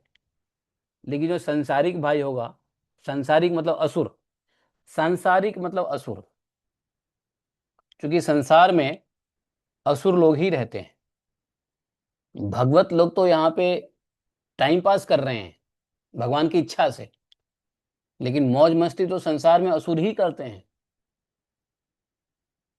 भगवान के भक्त लोग तो संसार में सिर्फ समय काटते हैं भगवत इच्छा से, कि हे भगवान ठीक है, आपने जो ड्यूटी जो परिस्थिति दिया, हम समय काट के वापस जल्दी निकल जाएं। तो सांसारिक लोग वाकई आसुरी ही होते हैं। तो सांसारिक लोग क्या समझे भगवान को, रुक्मी को ये नहीं दिख रहा है कि भगवान ले जा रहे हैं, अरे ले जाने दो।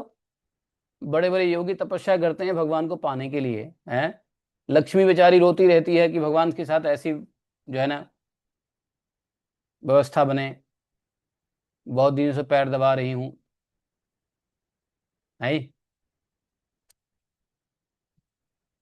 रुक्मी को बड़ा बुरा लगा, मेरी बहन को ले जा रहा है, अभी मैं मजा चखा दूंगा।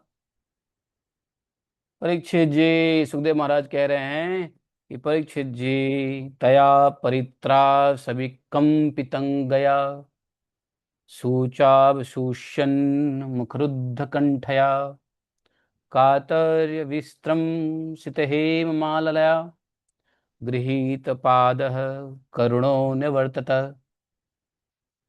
परीक्षित जी, वास्तव में रुक्मी की बुद्धि बिगड़ गई थी, वह भगवान के तेज प्रभाव को बिल्कुल नहीं जानता था। इसी से इस प्रकार बहक बहक पर बातें करता हुआ वह एक ही रथ से श्री कृष्ण के पास पहुंचकर ललकारने लगा, ए रुक जा, खड़ा रह, खड़ा रह, खड़ा रह। उसने अपने धनुष को बलपूर्वक खींचकर भगवान श्री कृष्ण को 3 बाणों मारे, 3 बाण मारे और कहा, एक क्षण मेरे सामने ठहर तू यदुवंश के कुल कलंक। जैसे कौवा होम की सामग्री चुराकर उठा ले जाता है, वैसे ही तू मेरी बहन को चुराकर वहां भाग रहा है। कहां भाग रहा है? अरे मंद बुद्धि, तू बड़ा मायावी और कपट युद्ध में कुशल है। आज मैं तेरा सारा गर्व खर्व निकाल देता हूं। देख, जब तक मेरे बाण तुझे धरती पर सुला नहीं देते, उसके पहले ही इस बच्ची को छोड़कर भाग जा। अपनी बहन के लिए कहा कि इस रुक्मिणी बच्ची को छोड़ के भाग जा, नहीं तो मेरे बाण तुझे धरती पर सुला नहीं देंगे। हैं, बताओ। कहते हैं ना, विपरीत काले विपरीत बुद्धि, जब विनाश काल आता है तो बुद्धि ऐसे ही बिगड़ जाती है। उसको पता ही नहीं चलता मैं क्या बोल रहा हूं। रुक्मी को पता ही नहीं क्या बोल रहा है वो, किसको बोल रहा है वो, जो आज तक हारे नहीं, कंस को जिसने मार दिया है। कंस कंस जो कंस के दामाद अपने ससुर से ही बड़ा बलशाली था, उसको ही मारने वाले कृष्ण हैं। हाँ भाई, राजमहल में तो ये भी रहता है, राजमहल में रुक्मिणी भी रहती है। तो जो लोग राजमहल में भगवान के बारे में आके भगवान की लीला को जो लोग सुनाया करते थे, उसको रुक्मिणी भी सुनती थी। तो रुक्मिणी बात समझ गई कि भगवान से प्रेम करने लगी भगवान के गुणों को देख करके, और ये रुक्मी भगवान से उल्टा द्वेष करने लगा। देखो, ये आसुरी स्वभाव होता है। कभी कभी एक ही माँ बाप के 2-4 बच्चों में एक बच्चा आसुरी निकल भी जाते हैं। कोई बढ़िया भी निकलता है, कोई ठीक ठीक निकलता है, कोई मंद बुद्धि निकलता है, कोई आसुरी निकलता है, कोई घमंडी निकलता है। हर प्रकार के बच्चे एक ही माँ बाप के। रुक्मी तो बहुत बड़े महाराज जो थे वो तो बड़े धर्मनिष्ठ राजा महाराज थे, उनके सारे बेटे बहुत अच्छे थे, भगवान कृष्ण से प्रेम करते थे, बेटी भी कृष्ण से प्रेम करती थी। सिर्फ अकेला एक खानदान में कैसे आ गया बताओ। ठीक वैसे ही जैसे भोजराज के वंश में कंस आ गया। भोजराज के वंश में मतलब क्या नाम था उसका, अरे कंस के पिताजी का क्या नाम था, उग्रसेन। उग्रसेन महाराज के वंश में ये कंस कैसे आया, वैसे ही भीष्मक के वंश में ये रुक्मी आ गया था। ये भगवान की इच्छा होती है कि भैया असुरों को ही भेज देते हैं, चलो यहाँ तुम असुर बन जाओ, यहाँ तुम ये बन जाओ, वहां पे वो बन जाओ। रुक्मी की बात सुन करके भगवान मुस्कुराए और उन्होंने पलटवार करके रुक्मी का धनुष काट डाला। और 3 बाण मारा था ना रुक्मी, तो भगवान ने बदले में 6 बाण मारे। साथ ही भगवान श्री कृष्ण ने 8 बाण उसके 4 घोड़ों पर और 2 सारथी पर छोड़े और 3 बाणों से उसके रथ की ध्वजा काट डाली। तब रुक्मी ने दूसरा बाण धनुष उठाया, भगवान श्री कृष्ण को 5 बाण मारे और उन बाणों के लगने पर उन्होंने उसका वह धनुष भी काट डाला। रुक्मी ने इसके बाद एक और धनुष लिया, लेता ही कि फिर से भगवान ने उसको उसी धनुष को भी काट दिया। इस प्रकार से रुक्मी ने फिर दूसरा दूसरा अस्त्र उठाया, परेघ उठाया, पट्टिश उठाया, शूल उठाया, ढाल उठाया, तलवार उठाया, शक्ति तोमर उठाया, जितने भी शस्त्र उठाए सबको भगवान ने एक ही प्रहार में, कुछ करता कि उससे पहले ही काट डालते थे। अब तो रुक्मी क्रोधवश हाथ में तलवार लिए भगवान कृष्ण को मार डालने की इच्छा से रथ से कूद पड़ा और इस प्रकार भगवान की ओर झपटा जैसे पतिंगा आग की ओर लपकता है। अब पतिंगा आग की ओर क्यों लपटता है बताओ? जीवन के लिए, मृत्यु के लिए? पतिंगा, बरसात के दिनों में पतिंगे आते हैं ना, तो पतिंगे अग्नि की तरफ क्यों जाता है? मरने के लिए या जिंदा रहने के लिए? मरने के लिए, क्योंकि पतिंगा लाइट पे जाता है, अग्नि के पास जाएगा और वहां पे वो मर जाएगा। तो इसलिए यहाँ पे एक अच्छा सा एग्जाम्पल दिया कि रुक्मी उसी प्रकार भगवान के ऊपर ऊपर भाग रहा है, भगवान को की तरफ भाग रहा है ये तलवार लेकर के, जैसे पतिंगा अग्नि के पीछे भागता है, अग्नि की तरफ भागता है और मर जाता है। वैसे यही हुआ।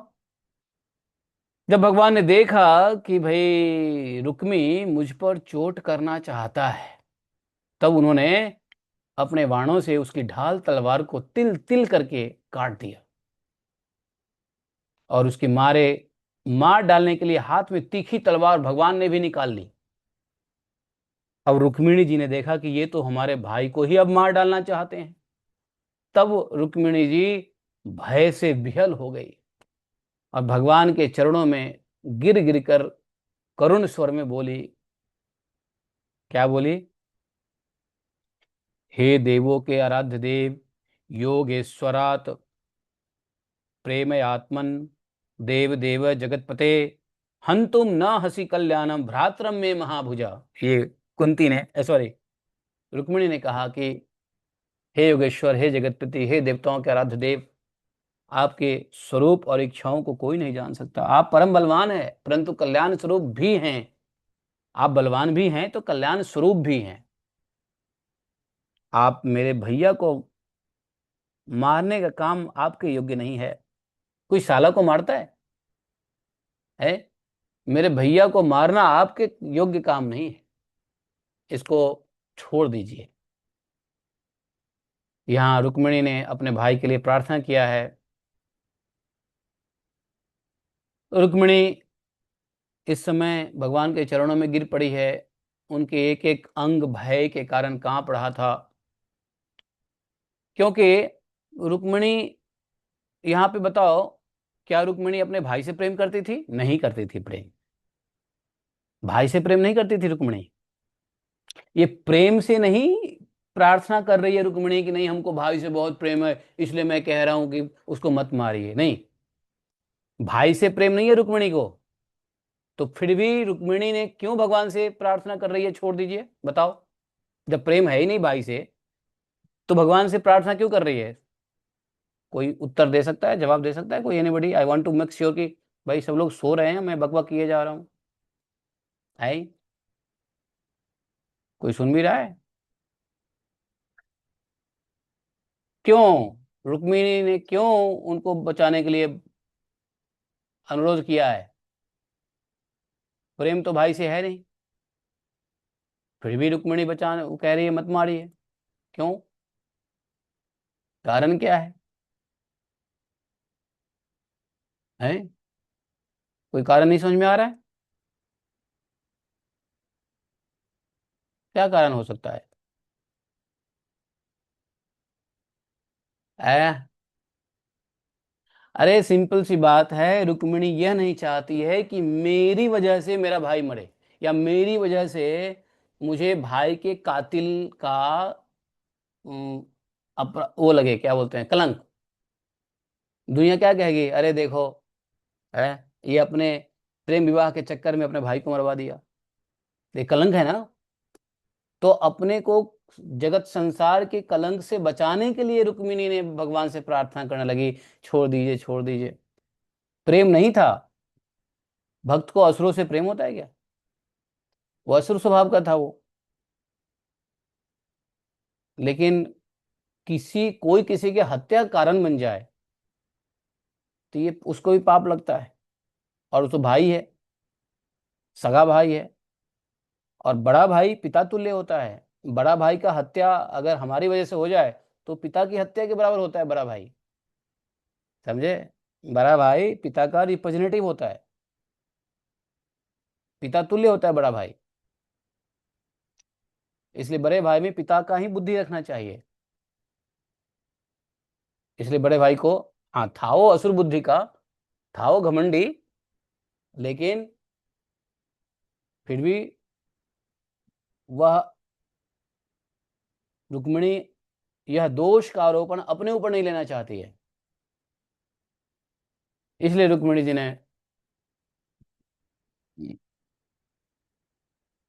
भगवान से प्रार्थना किया, तया परित्राश पिता पिता गया। तो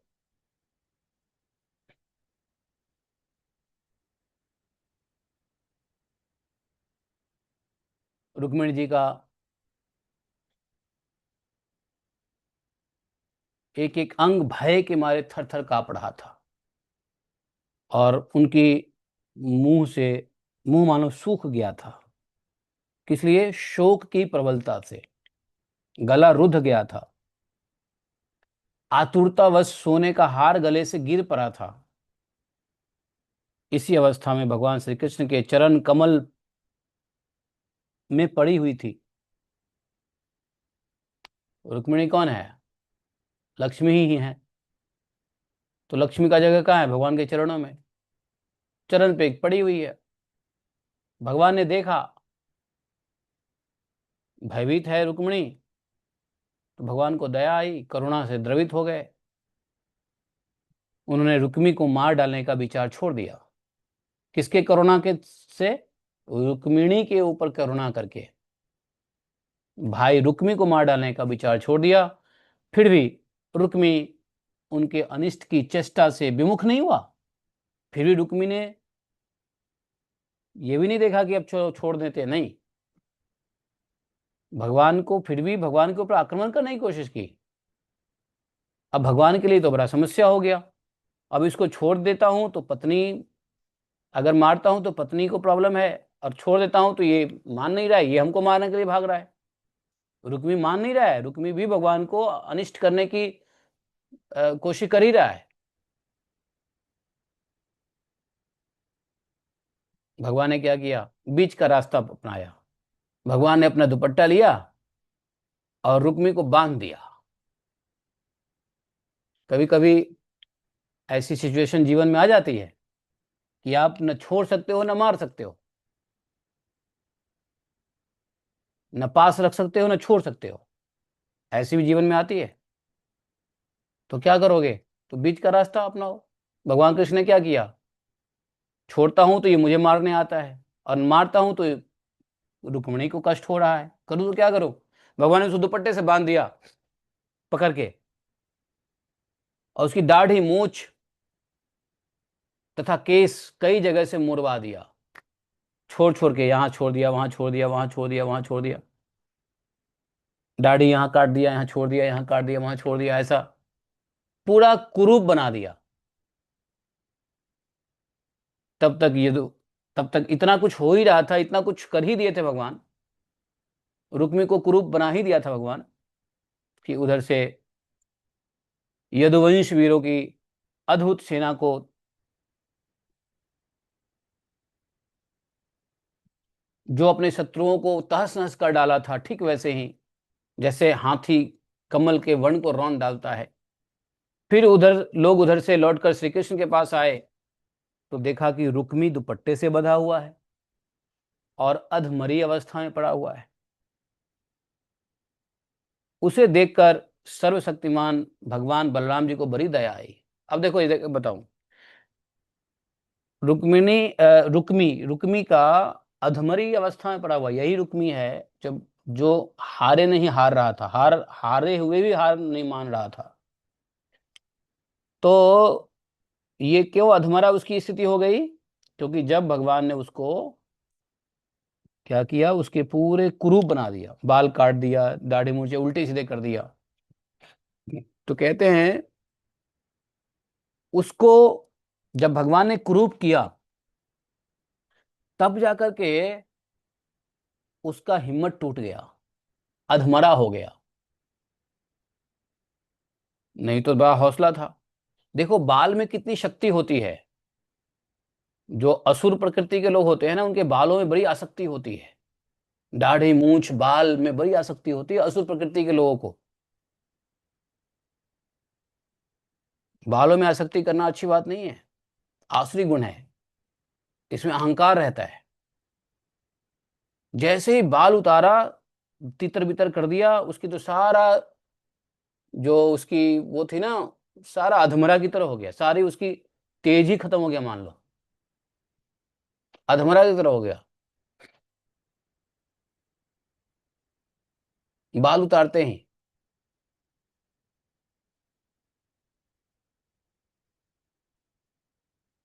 तो बाल में बड़ी दाढ़ी मूछ जब आदमी बढ़िया से बढ़िया ट्रिम श्रिम करके रखता है तो उसकी अलग अभिमान है, अहंकार है। जब वो तोड़ दो काट दोगे तो अहंकार खत्म हो जाएगा, अभिमान खत्म हो जाएगा। इसलिए भक्त लोग अपने बाल कटा लेते हैं, अहंकार अभिमान ही ना रहे। लेकिन संसारी लोग बाल नहीं कटाएंगे, बाल में उनका अभिमान छुपा रहता है। समझे? महिला लोग ही बाल नहीं कटाते, बाल बढ़िया सजाएंगे और ब्यूटिफिकेशन के लिए, अहंकार को बढ़ाने के लिए। लेकिन किसी महिला को कह दो भैया पूरा बाल हटा लो, कभी ना हटाए कोई महिला बाल। हमारे एक बिहार श्लोक योगा में हम गए थे तो देवपुरी बाबा सुन रहे हो क्या? आपको आपको आप गए बिहार श्लोक योगा? नहीं गए? गए थे ना मेरे ख्याल से। जी हम गए थे बिहार स्कूल ऑफ योगा, रेखिया गए थे हम, मुंगेर नहीं गए। और मुंगेर नहीं गए तो मुंगेर नहीं गए तो कोई बात नहीं, मेरी बात सुनो, शायद रेखिया में भी ऐसा ही होता होगा। जो भी बिहार स्कूल ऑफ योगा में जाता था ना, स्त्रियां भी, तो उसके भी बाल कटवाए जाते थे। Yes, there are many white girls also. They are all bald. जी हाँ, Shave off. बिल्कुल। जो वहां पे जो वहाँ की जो माता जी उनकी वहाँ की जो हेड है, हाँ, वो भी बाल कटा के रखती है। पर शेव ऑफ। हाँ, तो वहां स्त्रियों को ही बाल कटाया जाता है। तो वहाँ उसका उसका कारण यही होता है। मैं इसलिए देवपुरी बाबू कह रहा हूँ कि ये वहां गए हुए हैं, सिमिलर, वो दोनों एक ही संस्था है, एक ही गुरु के दो चेले की संस्था है है कि नहीं? तो वहां महिलाओं को ही बाल इसलिए कटवाया जाता है कि अहंकार निकालो। अब इसको कोई कुछ भी करो, एक बात कहते हैं तो उनका यही कहना है कि बालों में अहंकार होता है। समझे? और जितना बालों को संभालोगे उतना अहंकार बढ़ेगा। इसलिए साधु लोग जो बाल रखते भी थे तो संभालते नहीं थे। अगर बाल में जटा लग जाए ना तो अहंकार वैसे ही खत्म हो जाता है। तो बाल को रखो तो जटा बना के, और नहीं रखो तो नहीं रखो। लेकिन बाल को रखोगे और उसमें कंघी लगाओगे, उसमें चंपा चमेली लगाओगे, हैं, और पता नहीं कौन कौन से तेल आते हैं, चंपा चमेली और कितने प्रकार के तेल आते हैं, तो उसे और अहंकार बढ़ता है समझे? इसलिए साधु लोग बाल या तो नहीं काटते थे तो जटाजूट रखते थे। हाँ, तो जटाजूट लग जाए तो भी।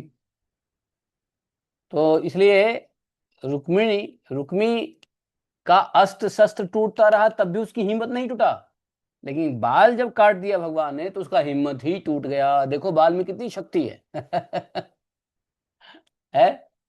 बाल में कितना अहंकार है, वीरत्व का अभिमान कितना होता है, वीरता का, इसका उसका फलाना ढिमकाना। बाल काट दिया, बेचारा अधमरा हो गया। बलराम जी आए, बलराम जी ने देखा, अरे ये अधमरा पड़ा हुआ है, हुआ क्या इसको? तो देखा इसके, इसको कुरूप कर दिया। और बलराम जी को बड़ा दया आई। आहा, है बलराम जी को क्यों दया आई? कि बलराम जी बड़े भाई है, रुक्मी बड़ा भाई है। है। और बलराम जी फटाफट उसके बंधन को खोल दिया, छोड़ दिया। और श्री कृष्ण भगवान को थोड़ा सा मीठे मीठे क्रोधित होते हुए कहा, कृष्ण तुमने अच्छा नहीं किया। किसने कहा मालूम है? बलराम जी ने कहा, कृष्ण ये तुमने अच्छा नहीं किया, ये ठीक बात नहीं है। अच्छा, यहां बलराम जी ने ऐसा क्यों कहा? बलराम जी ने ऐसा क्यों कहा कि हे कृष्ण, त्वया एतत् उचितम न कृतम, आपने ठीक नहीं किया, उचितम न कृतम, एतादेशम निंदितम कर्मम अस्माकं कृते उचितम अस्ति, ये निंदा का कर्म हम लोग के लिए उचित है क्या? अब बलराम जी ने ऐसा क्यों किया, सुनो। बलराम जी ने इसलिए किया ऐसा कि बलराम जी तो सब कुछ जानते हैं, लेकिन यहाँ रुक्मिणी जो है ना काफी हतोत्साहित है। तो बलराम जी को लगा कि यदि कृष्ण को डांटेंगे तो रुक्मिणी थोड़ी सी जैसे होता है ना, जैसे मान लो आप मेरे घर आओगे, तो मेरे घर आओगे तो आप अगर मुझे डांटोगे तो हमारे घर में और रहने वाले लोगों को अच्छा लगेगा। हाँ सही है प्रभु जी, समझाइए इनको, समझाइए इनको, समझाइए इनको, है। तो वहां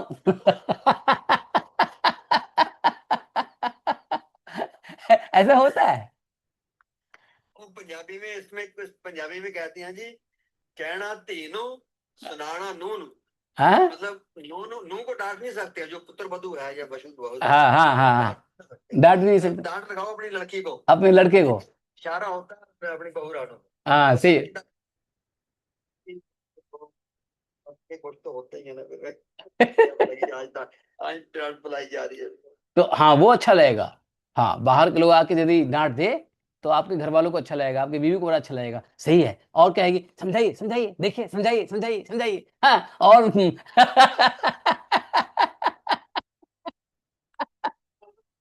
और भाई ये संसार गजब है भाई।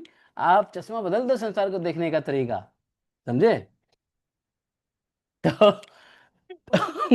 बलराम जी तो जानते ही है कि रुक्मी शैतान है, शैतानों का चेला है, शैतानों का दोस्त है, ये कृष्ण का विरोधी है। लेकिन फिर भी कृष्ण को डांट रहे हैं, क्यों?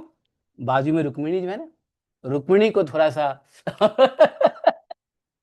हौसला बने, है कि नहीं? है कि नहीं? एक आदमी, सच बताऊं, एक आदमी से मैंने पूछा कि आप जो मेरे यहाँ आकर के ये बातें कर रहे थे, ये सत्य है क्या? तो कह रहे अरे ठीक है बाप, मैं जानता हूँ कि सत्य क्या है, लेकिन ठीक है, इससे क्या है, घर की महिलाएं प्रसन्न होती है तो बोलना पड़ता है। हमने कहा हाँ ये बात तो ठीक है, फिर तो बलराम जी ने ऐसे किया था। बलराम जी ने तो ऐसे किया था, है कि नहीं? तो बलराम जी ने कहा, कृष्ण है, तुम इस तरीके से कर रहे हो, हैं, तुमने अच्छा नहीं किया, यह निंदित कार्य है, हम लोग के योग्य नहीं है, हैं? अपने संबंधी की दाढ़ी मूछ को कोई क्रूप कर देता है, हैं? तुम्हारा ये बड़ा साला है, हैं? ले दे के। साला तो चार था, पांच, पांच साले हैं भगवान के, लेकिन ऐसा साला एक ही है, क्योंकि दुष्ट। इसलिए कहा कि बताओ, ऐसा साला एक ऐसा साला है जिसके ऊपर तुम, इसको तुम क्रूर बना दिया है। यह तो एक प्रकार का वध है। क्योंकि क्या होता है, जो व्यक्ति आपसे श्रेष्ठ है, जो व्यक्ति आपसे श्रेष्ठ है, भगवान रुक्मिणी से श्रेष्ठ थी, रुक्मिणी से श्रेष्ठ था ये रुक्मी, तो भगवान से भी श्रेष्ठ हो गए। एक कहावत होता है कि आपने अगर शादी कर ली तो शादी में आपकी बीवी के बड़ा भाई जो होगा ना, वो आपसे ही बड़ा ही होगा, चाहे आप कितने भी उम्र से बड़े हो। ऐसा समाज में मानते हैं, मानते कि नहीं मानते हैं जी? एम आई राइट? गलत बात है क्या? सही बात है ना? कि यदि आपके बीवी से बड़ा भाई होगा तो आपसे उम्र में छोटा ही हो, लेकिन वो आपको बड़ा भाई की इज्जत देनी पड़ेगी, क्यों? आपकी बीवी के बड़ा भाई है। आपका भी बड़ा हो जाता है वो। हमारे यहाँ तो ऐसा ही है संसार में, पता नहीं पंजाबों में क्या है या हरियाणा में क्या है। तो बोले कि और बड़े जो होते हैं, बड़े अपने से बड़े लोगों को अगर आप इस तरीके से बेइज्जत कर दोगे, हैं क्या बोले, क्या बोले? देवी का भाई तो चाहे बड़ा हो चाहे छोटा हो, बड़ा ही होता है। बड़ा ही होता है वो। नहीं नहीं, ये तो मजाक है, लेकिन बड़ा वास्तव में बड़ा की तरह ही करना पड़ता है।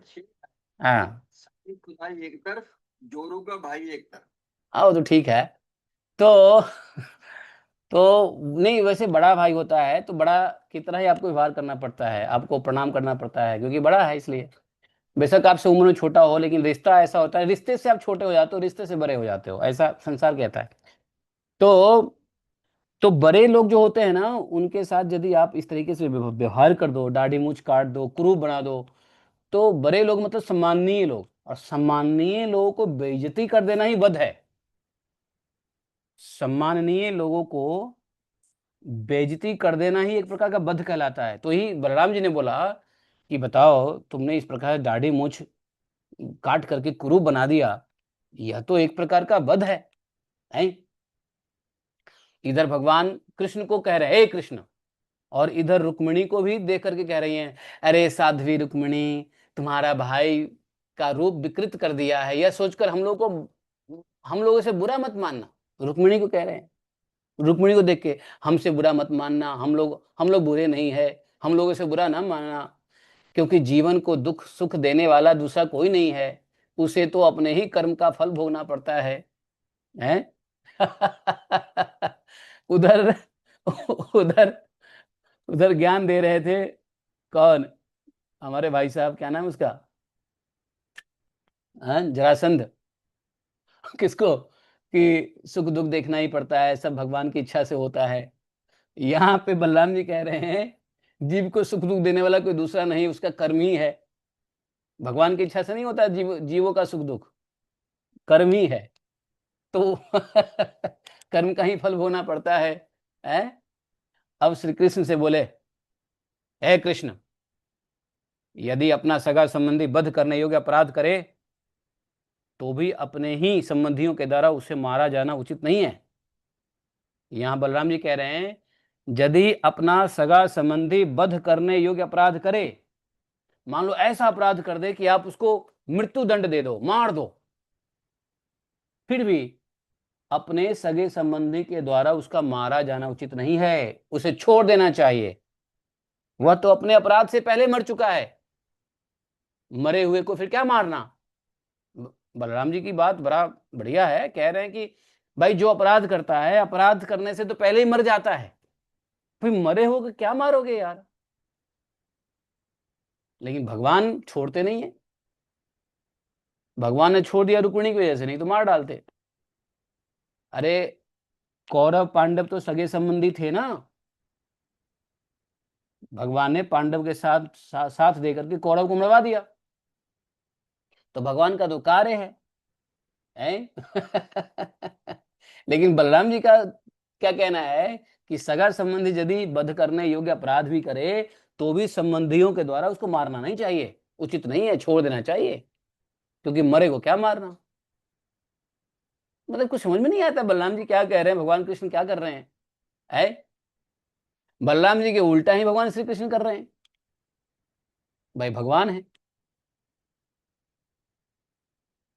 फिर रुक्मिणी जी बोले, साध्वी, अच्छा इसीलिए जब महाभारत का लड़ाई हुआ तो इसीलिए बलराम जी चले गए तीर्थ यात्रा के लिए, तीर्थ यात्रा, और जब आए तो बड़ा क्रोधित थे, कृष्ण से खुश नहीं थे, क्रोध था उनके अंदर भरा हुआ, जब वो सुने कि सब मारा गया।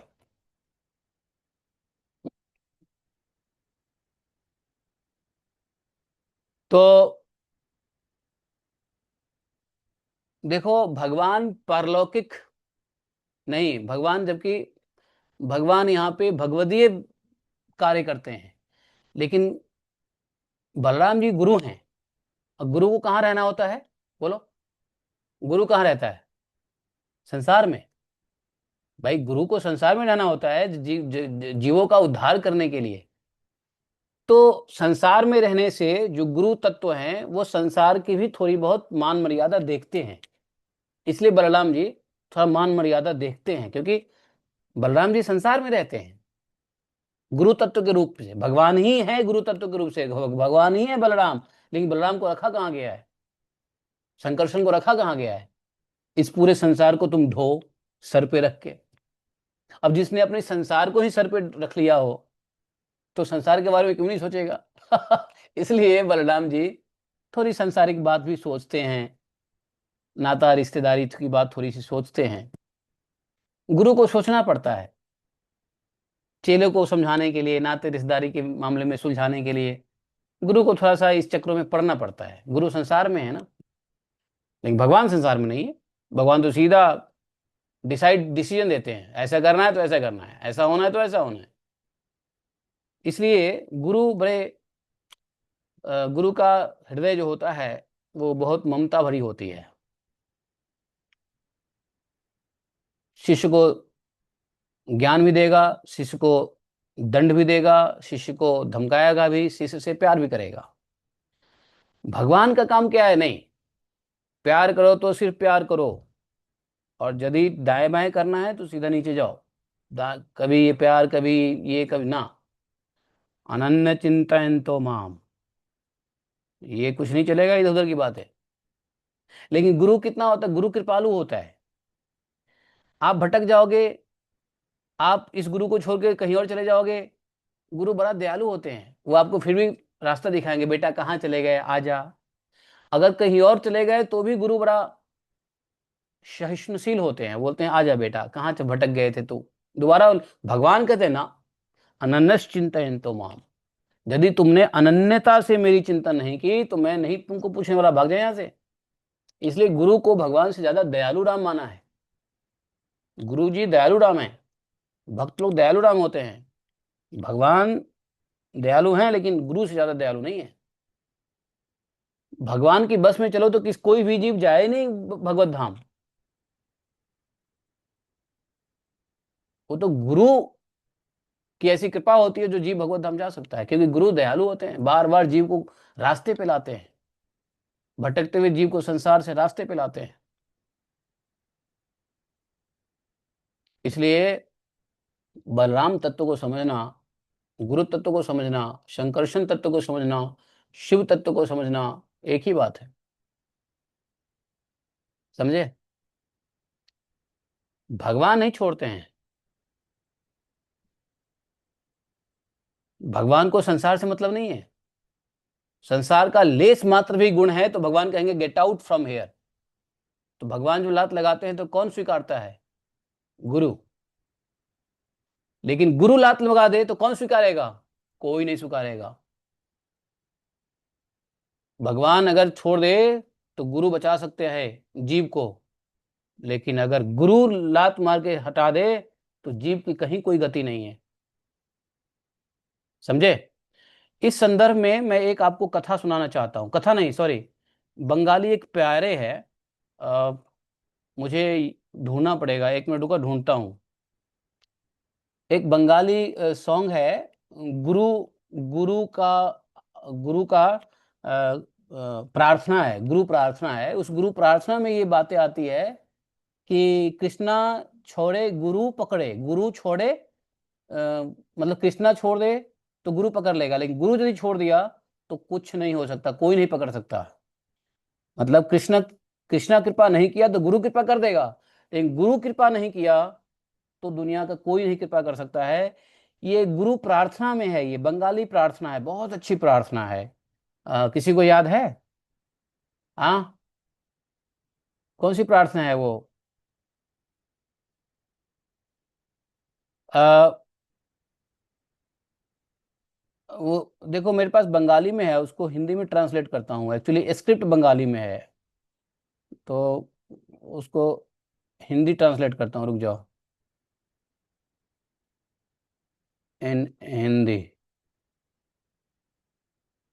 गुरु छोड़ दे तो कृष्ण छोड़ दे तो गुरु पकड़ लेते हैं, गुरु छोड़ दे तो फिर कौन पकड़ता है? हाँ ऐसा ही है, लेकिन बंगाली में बड़ा बढ़िया है ये। हाँ, बंगाल के लोगों को नहीं पता? कहाँ है बंगाल के लोग, कहाँ गए? ये वैष्णव भजन में है ये। गुरु छाड़े, कृष्णा छाड़े गुरु पाए, गुरु छाए तब के पाए, ऐसा ऐसा करके कुछ आता है। वो मैं इसलिए जानता हूँ इस बात को, क्योंकि ये जो बाबा है ना, बेला वाले बाबा, तो बेला वाले बाबा रोज रोज जाते हैं परिक्रमा के लिए। तो वो कीर्तन, बीच में एक चेला है वो कीर्तन करता रहता है। तो ये सब पहले तो प्रार्थना करता है, तो उसी प्रार्थना में ये शब्द आता है, कृष्णा छाड़े गुरु पाए, गुरु छाड़े कहाँ जाए, ऐसा जो कुछ भी है। तो ये बड़े दयालु गुरु, दयालु होते हैं, भगवान से दयालु गुरु हैं हमारे बलराम जी हैं। इसलिए जीव को जो है बलराम जी का शरण। अभी देखो चैतन्य चरितामृत में वृंदावन दास ठाकुर महाराज क्या कह रहे हैं, नित्यानंद को पकड़ रहे हैं। नित्यानंद कृपाशील हैं, लेकिन गुरु की कृपा से ही भगवान प्राप्त होते हैं। और गुरु भी भगवान के रूप में आचार्य माम बीजानियात, ऐसा कहते हैं ना भागवतम में, आचार्य को मैं मेरा ही स्वरूप समझो। तो भगवान ही एक तरफ गुरु बन जाते हैं दयालु राम, एक तरफ भगवान बन जाते हैं स्ट्रिक्ट राम, है ना। तो बोले थोड़ा भगवान से, कृष्ण से बोल देते हैं, फिर रुक्मिणी जी के से बोलते हैं, ए रुक्मिणी साध्वी, ब्रह्मा जी ने क्षत्रियों का धर्म एक ही बना दिया है कि सगा भाई भी अपने भाई को मार डालता है, इसलिए यह छात्र धर्म अत्यंत घोर है। इसके बाद श्री कृष्ण से बोले, हे कृष्ण, यह ठीक है कि जो लोग धन के नशे में अंधे हो रहे हैं और अभिमानी हैं, वे राज्य, पृथ्वी, पैसा, स्त्री, मान, तेज अथवा किसी और कारण से अपने बंधुओं का भी तिरस्कार कर देते हैं। तो कभी हे कृष्ण, हे साध्वी रुक्मिणी, कभी हे कृष्ण, हे साध्वी रुक्मिणी, बलराम जी जो है, आ हा हा, बड़ा बढ़िया बिचौलिया काम कर रहे हैं। समझे श्री राधे। तो हम लोग इस चैप्टर में थोड़ा और आनंद लेंगे कल, इसलिए आज इतना ही रहने दो, ठीक है। बलराम जी के बारे में बड़ा सुन करके आनंद आ रहा है, तो इसको यहीं पर छोड़ते हैं। तवेयम विस्मा बुद्धि सर्वभूतेषु सुहृदाम, अनमन्यसे सदा भद्रम सुहृदाम भद्रम अज्ञवत। समझे। तो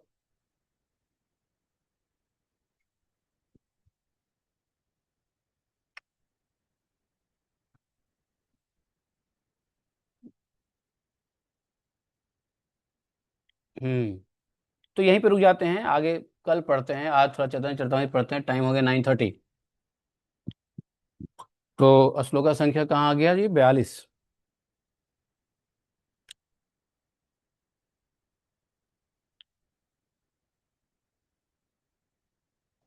डेट है आज 16 अगस्त। आज किसकी आज़ादी का दिन है भाई, आज किसकी आज़ादी का दिन है।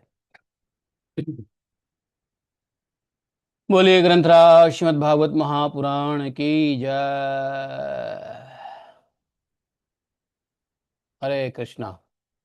कोई कोई प्रश्न है किसी का, क्योंकि आजकल आज बहुत ज़्यादा उटपटांग बातें हुई है, तो किसी के मन में प्रश्न भी आ सकता है। शिशुपाल के पक्ष वाले लोग भी प्रश्न कर सकते हो, रुक्मिणी कृष्ण रुक्मिणी रुक्मी के पक्ष वाले प्रश्न कर सकते हो, या भगवान के पक्ष वाले हो तो प्रश्न कर लो, या यदि बलराम जी के पक्ष वाले हो तो ही प्रश्न कर लो। आप किसके पक्ष से प्रश्न करना चाहते हो, जल्दी बताओ, कहाँ से आपको बुरा लगेगा, कहाँ से आपको अच्छा लगेगा, है। क्योंकि सारी बातें पक्ष से होता है, आप किस पक्ष में हो, उस पक्ष की बात आपको समझ में आएगी, दूसरे पक्ष की बात नहीं समझ में आएगी। समझे ना। संसार में जिस पक्ष में रहोगे उस पक्ष की बात तो समझ में आएगी, दूसरे पक्ष की बात नहीं समझ में आएगी। तो आप कौन सी बात, किसी पक्ष की बात समझ में नहीं आई हो तो बता दो, किस पक्ष में की बात समझ में नहीं आई है। सब सो रहे हैं। हाँ, आप कौन से पक्ष में हैं। किसी का पक्ष नहीं प्रभु, अरे एक ही क्वेश्चन है। भगवान के पक्ष में तो होना चाहिए। हैं? क्या है? क्या क्या क्या प्रश्न है? अच्छा हाँ। लेडीज को हेयर करना है ना प्रभु, वो जितना बड़ा चोटी लगाए उतना अच्छा है, स्पिरिचुअली करते हैं सुना प्रभु, इसलिए वो डाउट आया। जेंट्स को तो काट के सिर्फ थोड़ा रखना है, लेडीज को तो काटना ही नहीं करके तो सुना उन्होंने, ऐसा है? वो डाउट था। अच्छा। अच्छा ठीक है। ये पूछ रही है कि लेडीज को तो हेयर काटना ही नहीं चाहिए। लेडीज को हेयर नहीं काटना चाहिए ऐसा कोई मनुस्मृति में लिखा नहीं है। ऐसा कोई रूल नहीं है कि लेडीज को हेयर नहीं काटना चाहिए, ऐसा नहीं है। लेकिन यदि बाल को रख करके ही आप अहंकार मुक्त हैं तो आप बाल रखिए, कोई दिक्कत नहीं है। लेकिन बाल अहंकार से मुक्ति नहीं मिल रही है तो एक दो बार बाल कटा लीजिए। वैसे भी मैंने देखा है कि कई लड़कियां बाल में जानवर पैदा होते हैं इसलिए बाल कटा लेती है एक बार, कि एक बार बाल कटा लेते हैं ठीक हो जाएगा। ऐसे लड़कियों के साथ होता है कि नहीं होता है? कई बार देखा गया है कि पूरा बाल कटा दो तो वहां पे कहाँ गया रूल? वहां पे रूल कहाँ गया? जब आपको ऑपरेशन होना है तो डॉक्टर बाल काटेगा कि नहीं काटेगा? जब ऑपरेशन होना है तो डॉक्टर बाल काटेगा कि नहीं काटेगा? बहुत सी ऐसी सिचुएशन होती है जीवन में जहां पे बाल काटने पड़ते हैं। उसी प्रकार से किसी स्त्री को यह समझ में आए कि मेरा अहंकार, मेरा घमंड या मेरे अंदर ये जो दुर्गुण है वो यदि नहीं जा रहे हैं तो बाल काट लो। बाल काटने से वो अपने आप चला जाएगा।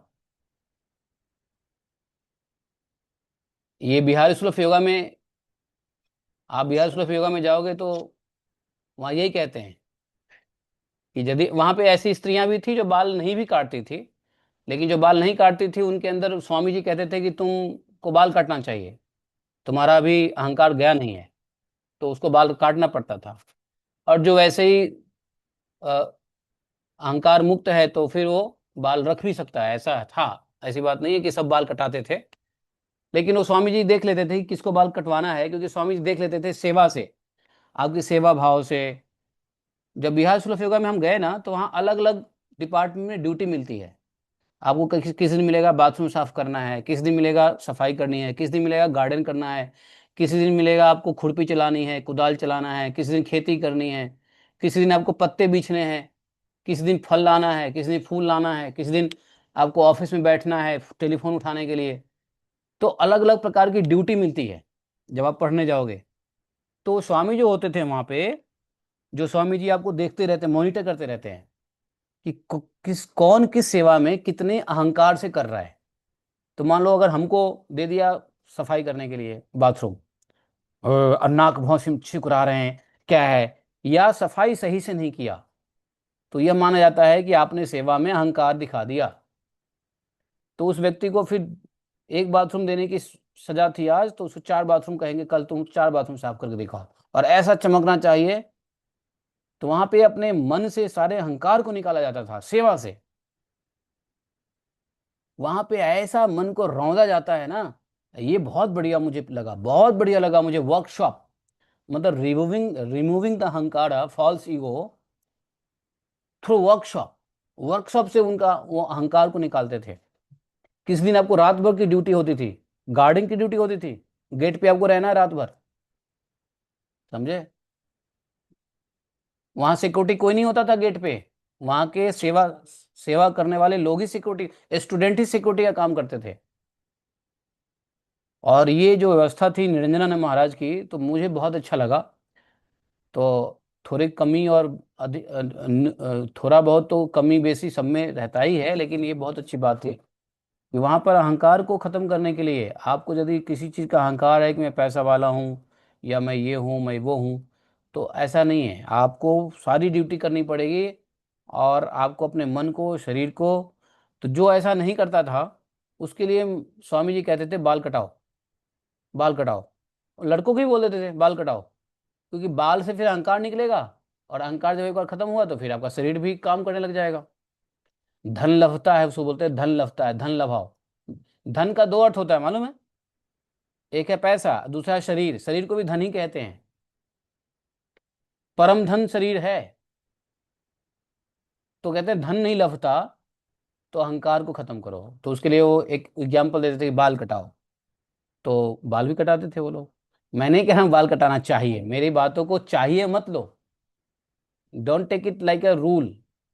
लेकिन बाल में अहंकार होते हैं, इसलिए अब देखा कि उसकी जो रुक्मी रुक्मी था, रुक्मी रुक्मी का अहंकार जा ही नहीं रहा था। इतना कुछ कट गया, हस्त अस्त्र शस्त्र, फिर भी नहीं जा रहा था रुक्मी का अहंकार। लेकिन जैसे उसके बाल को विकृतियां कर दी, बाल को विरूप कर दिया है, कुरूप कर बना दिया बाल से, तो वो अधमरा पड़ा हुआ। तो बाल में कितनी शक्ति है, ये मैं कह रहा था, समझे। एक बार भक्ति विनोद ठाकुर महाराज ने भी एक व्यक्ति का बाल कटवा दिया। आप लोगों को पता नहीं है, भक्ति विनोद ठाकुर महाराज की जीवनी पढ़ोगे तो भक्ति विनोद ठाकुर महाराज एक बार क्या किए, एक बड़ा उदंडी वो था बंगाल में, क्या बोलते उसको, तांत्रिक। एक एक तांत्रिक था बंगाल में, बंगाल में तंत्र तो चलता ही रहता है। तो उस तांत्रिक ने बड़ा परेशान कर दिया था भक्ति विनोद ठाकुर महाराज को। तो उसका तंत्र विद्या का सारा अहंकार बाल में था, ये बात समझ गए भक्ति विनोद ठाकुर महाराज। तो वो अहंकार बाल में होने की वजह से उन्होंने क्या किया, वो तो मजिस्ट्रेट थे, आदेश पास किया कि इसका बाल, जबकि वह तांत्रिक भक्ति विनोद ठाकुर महाराज के ऊपर ही तंत्र छोड़ दिया था। और भक्ति विनोद ठाकुर महाराज कई दिन बीमार भी रहे, समझे। तो भक्ति विनोद ठाकुर महाराज ने अपने चेले चपाटी को कहा कि चलो इसको पकड़ो और बाल हटाओ इसको। जैसे ही बाल काटा उसका उसका सारा भूत खत्म हो गया, उसका सारा तंत्र विद्या ही खत्म हो गया, सारा उसका जो तांत्रिक अहंकार था वो बाल में ही था। ये बात किसी को पता है कि नहीं पता है? किसी को नहीं पता है?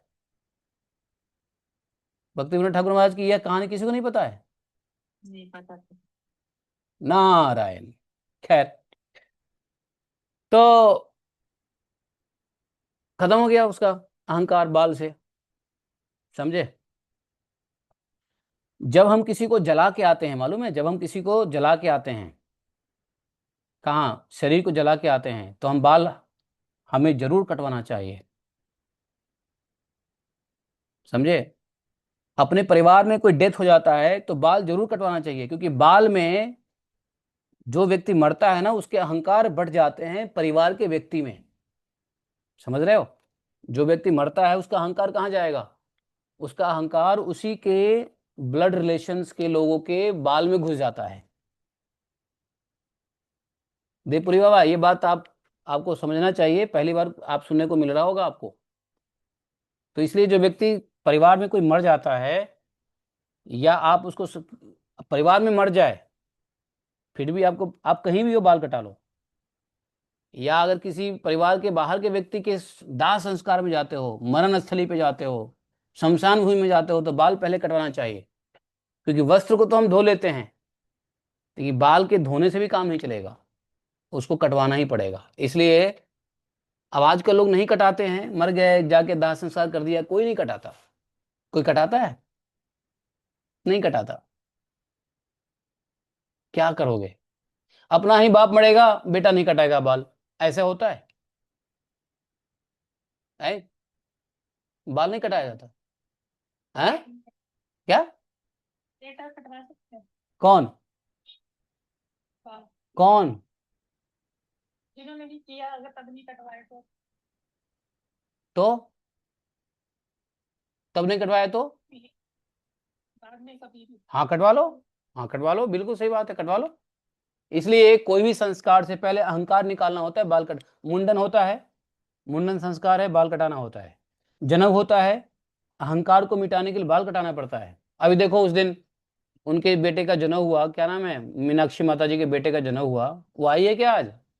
मीनाक्षी माता जी आई है, नहीं आई है? तो मीनाक्षी माता जी के बेटे का जनेऊ संस्कार हुआ, मैंने देखा बाल ही नहीं कटाया इसने, बाल ही नहीं कटाया।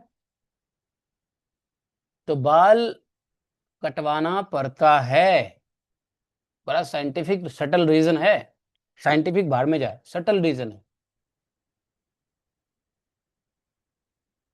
समझे।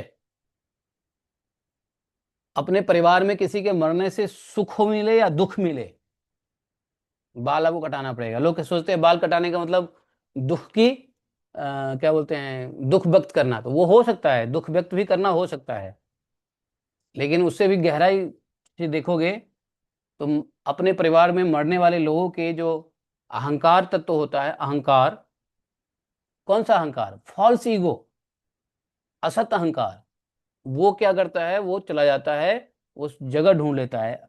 तो जो लोग उसको जलाने गए उसके ऊपर, और जो लोग उसके, वो छोटे छोटे छोटे छोटे छोटे बट जाते हैं। इसलिए आपके गोत्र मूल में कोई मर जाए तो बाल कटवाओ।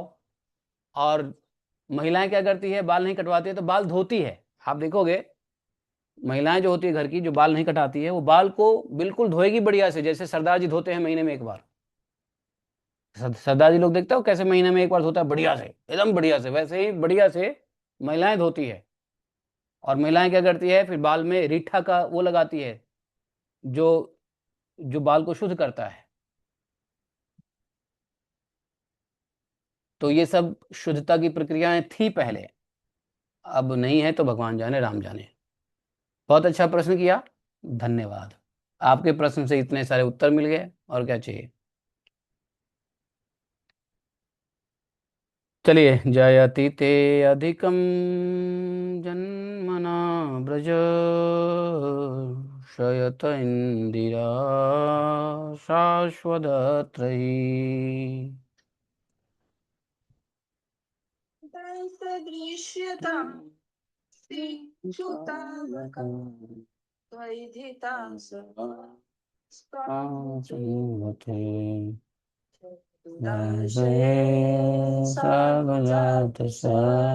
शरसिजोदर श्रीमुषादृश तते असुपदाशिका मुनिग्नतो